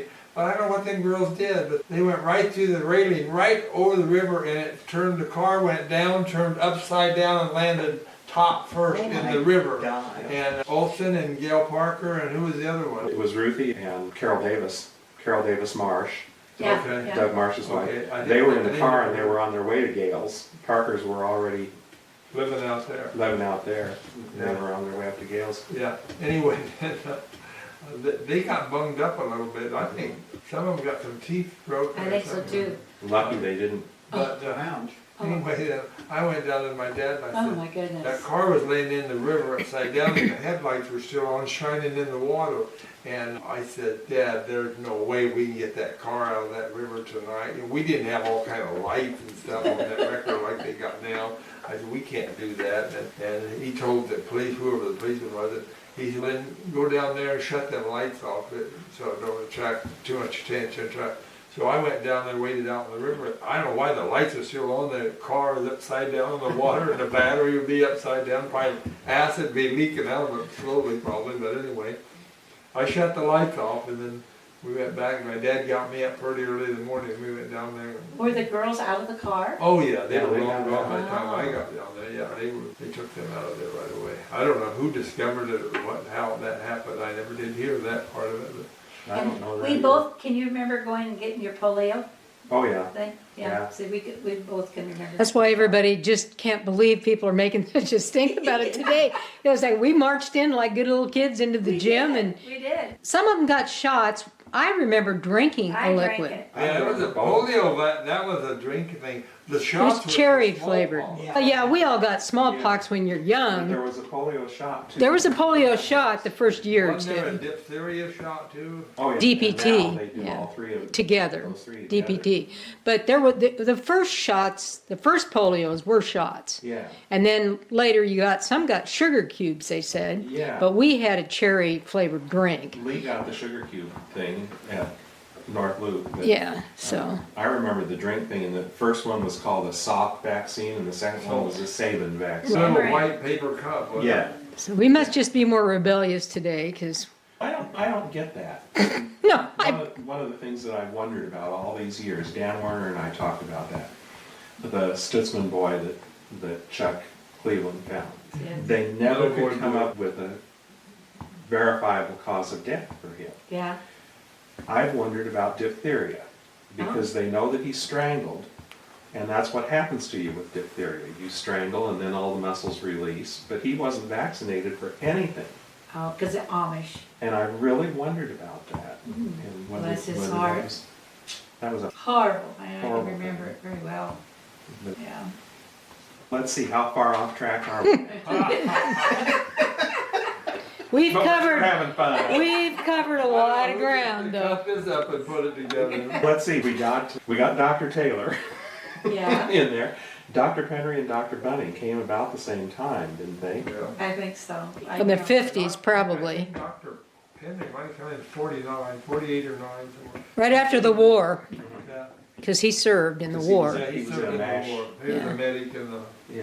the service. I've told people when you went to Bunning's office there, you went in and there was a nurse and maybe somebody answering the phone, and hardly any storage records. Today you go into clinics and they got file cabinets and 18 nurses, and it's so different today. It is. It's just, Bunting built that building, didn't he? I think so, yeah. Where was he ahead of that? Did either of I you don't remember.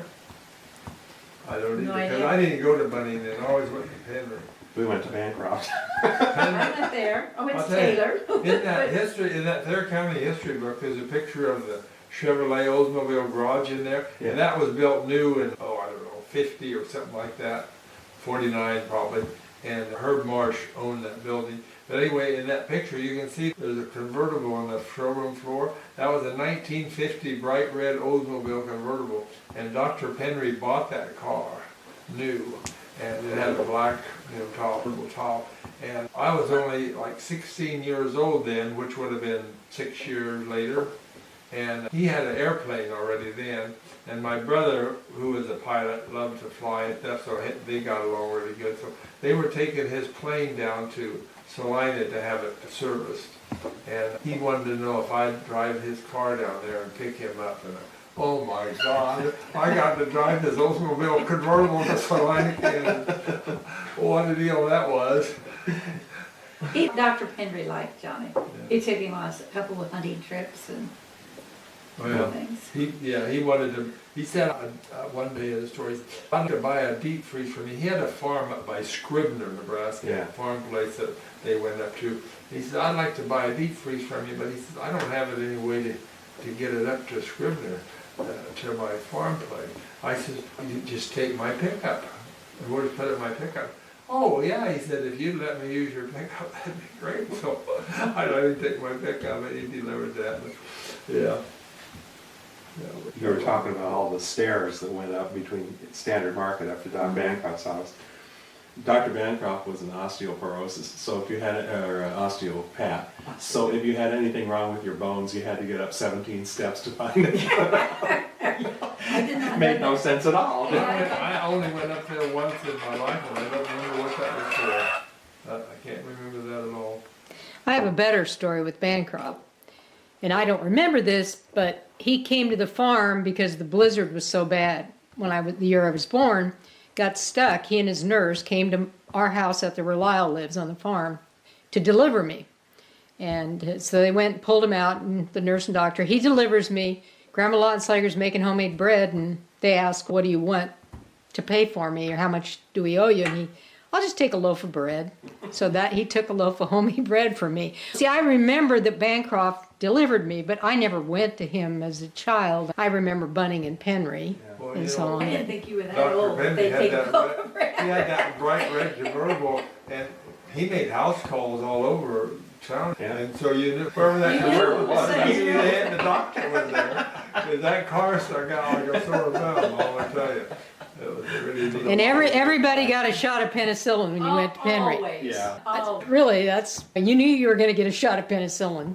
We took Elisa in, I think she Very- was about 4, to see Dr. Penry. I don't remember what she had, but he talked so quietly. yeah. Yeah, very And soft. he said, let's just have a little shot here. And Elisa says, okay. Well, Jeremy got so much penicillin, he swelled up like the Pillsbury Doughboy and got splotches all over him. Oh, dear. And he wasn't barely a year, so then we took him to Lincoln to Bryan. So when he was so sick 2 weeks ago with appendicitis, he was in the same 5th floor at Bryan West is where he was. Oh, That okay. time I think it was Lincoln General, They had but to drain the penicillin out. he does tell people he thinks but they decided because the first antibiotics weren't kicking it out, so they gave him some penicillin toward the last in the IVs, and he seemed to tolerate. I think you evolve, Yeah. but he was less than a year old when he had a cold or something, so they gave him penicillin, and You always got a shot. yeah, exactly. You just knew if you went in, why? You got the shot. You got the shot. You were better off if you got the shot from Doc than you were if you got it from The nurse. Oh, what's her name? Meyer. Bodmeyer. Yeah, and Bodmeyer. Dave Zeke and I thought that what she did was drew a bullseye on your arm with the anesthetic and then just rammed it in. Because it felt like that. Yeah.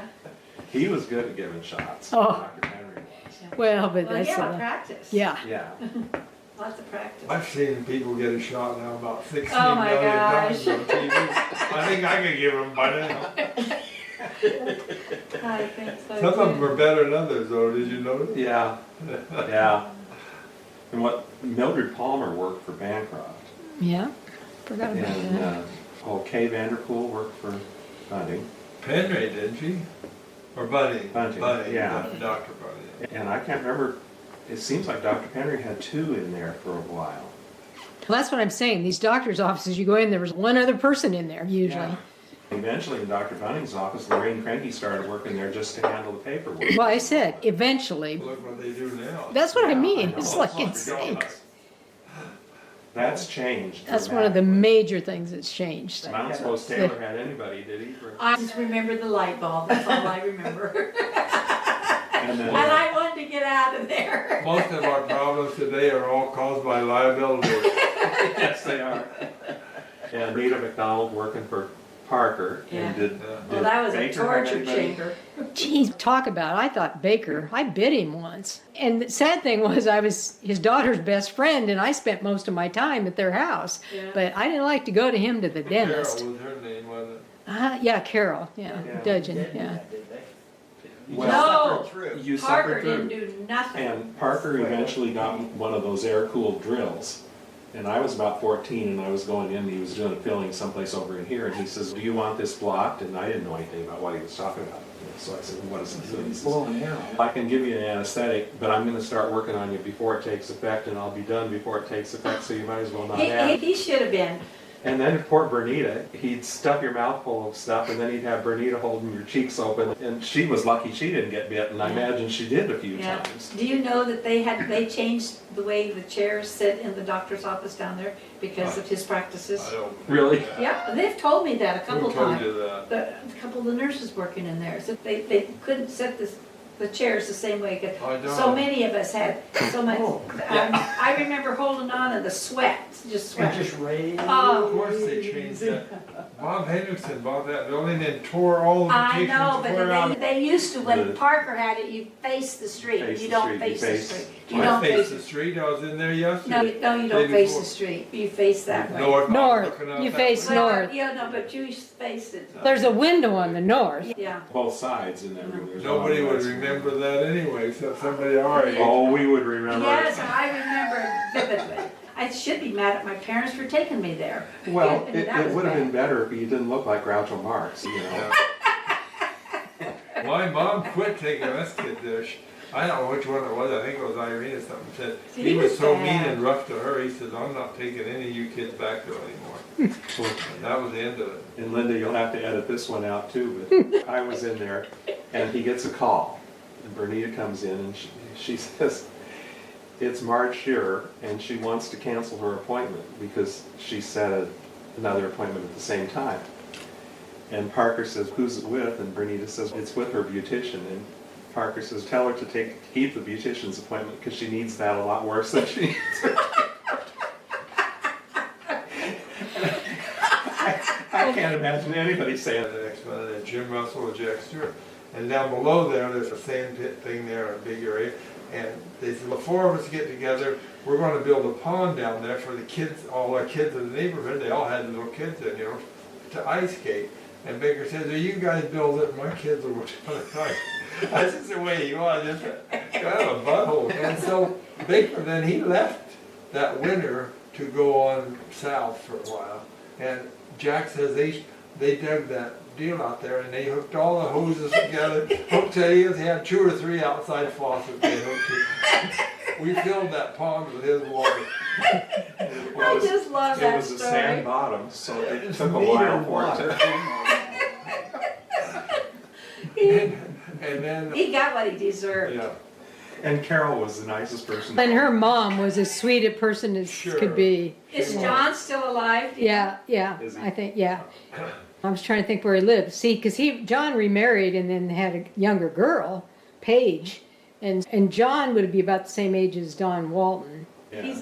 I was thinking he was in Diane's grade, my sister's grade, huh? John, I think they were like, I don't know, 4 or 5 years older than us, maybe. Yeah, Something like that. No.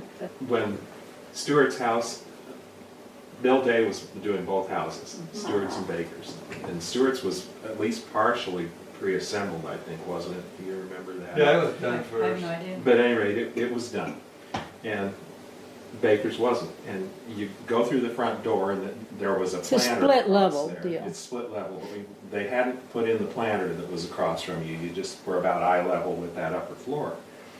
And Jim Russell had that mangy old coyote that was up above the mirror on the men's clothing side down at the store. Do you remember it? No, I don't. It was a coyote that was stuffed and its head was turned like this. And those guys got the coyote, Took it up there. They're all sitting in Stuart's house. It's a big picture window that looks right across the baker's house. And they put it in there. They put it on that landing with a sign hung in its mouth that said, "Open wide, please." And then they're waiting for Doc to come home. And unfortunately, Catherine got home before Doc did.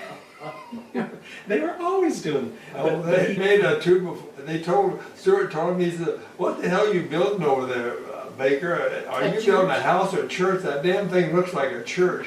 And, oh, he said, "Oh, the hell with it." So they nailed up a cross in front of the house while they built out a tube before the cross. And he'd tear it down and they'd put it up again. And, oh, God, they just thought he was Every town needs characters. Yes. But going back to them guys in that mafia, something else they did as a chamber, the gas company, at that time it was called K&N, Kansas, Nebraska Gas Company, and there was a guy by the name of, I'll think of it. Anyway, they had a cabin out on a lake, Johnson's Lake in Nebraska. The gas company owned it, and they had sponsored a deal. Every year, them guys would go on a fishing trip out there, camp overnight. Some of them would stay in that cabin, some of them I think stayed in tents and everything, but it was a yearly Hebron Chamber of Commerce thing. The guys would go out on that, and they had all kind of stories they told about that. What happened. They did a lot of partying out there and fishing and stuff, and had a good time. My brother used to go on them, but I never did. It was way before my time. Parker's had a house out there too, and I think that's where they finally moved, didn't they, when they moved? I don't believe they know. did. And Baker, I don't know whether you know this, but there came a point, he'd go down to H&H Cafe for coffee, and there came a point when if he went into Stewart's or he went into the bank or someplace with the cigars, I'd get a phone call from him, and they'd say, "Come and get Doc and take him to coffee." So I'd come and get him, take him up there. Rex Hacker comes in one day and he's all spiffed up and he's got this tie and the suit and all this stuff. And Doc had a gravelly voice, and Rex comes in, he's got a big smile on his face, and Doc Baker says, "What have you got to be so cheerful about?" And Rex says, "Doc, your death certificate came in the mail today." I love that. Yeah, he was a grouchy. He took us to Kentucky this fall down to our son has a cabin down there. We went down there, and on the way home, my nephew was looking for a certain kind of rye whiskey, and we started stopping at distilleries and liquor stores. And boy, I can't tell you that. Other than going from Latin to English. Yeah, and there was quite a few changes, but nothing. I didn't think that great. Was that Father Keenan? See, now, I don't know, Father Keenan, I don't even know when we moved away from here in '64 and go until '71 when we came back and bought the store. We moved to Columbus. And I lost track of a lot of things and people in those times. That would have happened then while you were gone, because I think, I bet I don't know much about it either. yeah. I don't know if your local churches would have changed as much as just the general Yeah. overview. Than what we are. Did you get bombarded? Do you remember getting bombarded with all this stuff during the Korean War? You would have been pretty young, but Yeah. I don't remember. Yeah, I would have only been I don't remember. 53, I think, didn't it start? Yeah, no, it was 50 to 53. yeah, 50 to 53. Yeah, I would have been about 12. The Vietnam War was more of yeah, a, that was us. and that was a television war. They had a body count every day on the news. But again, that's, The three networks.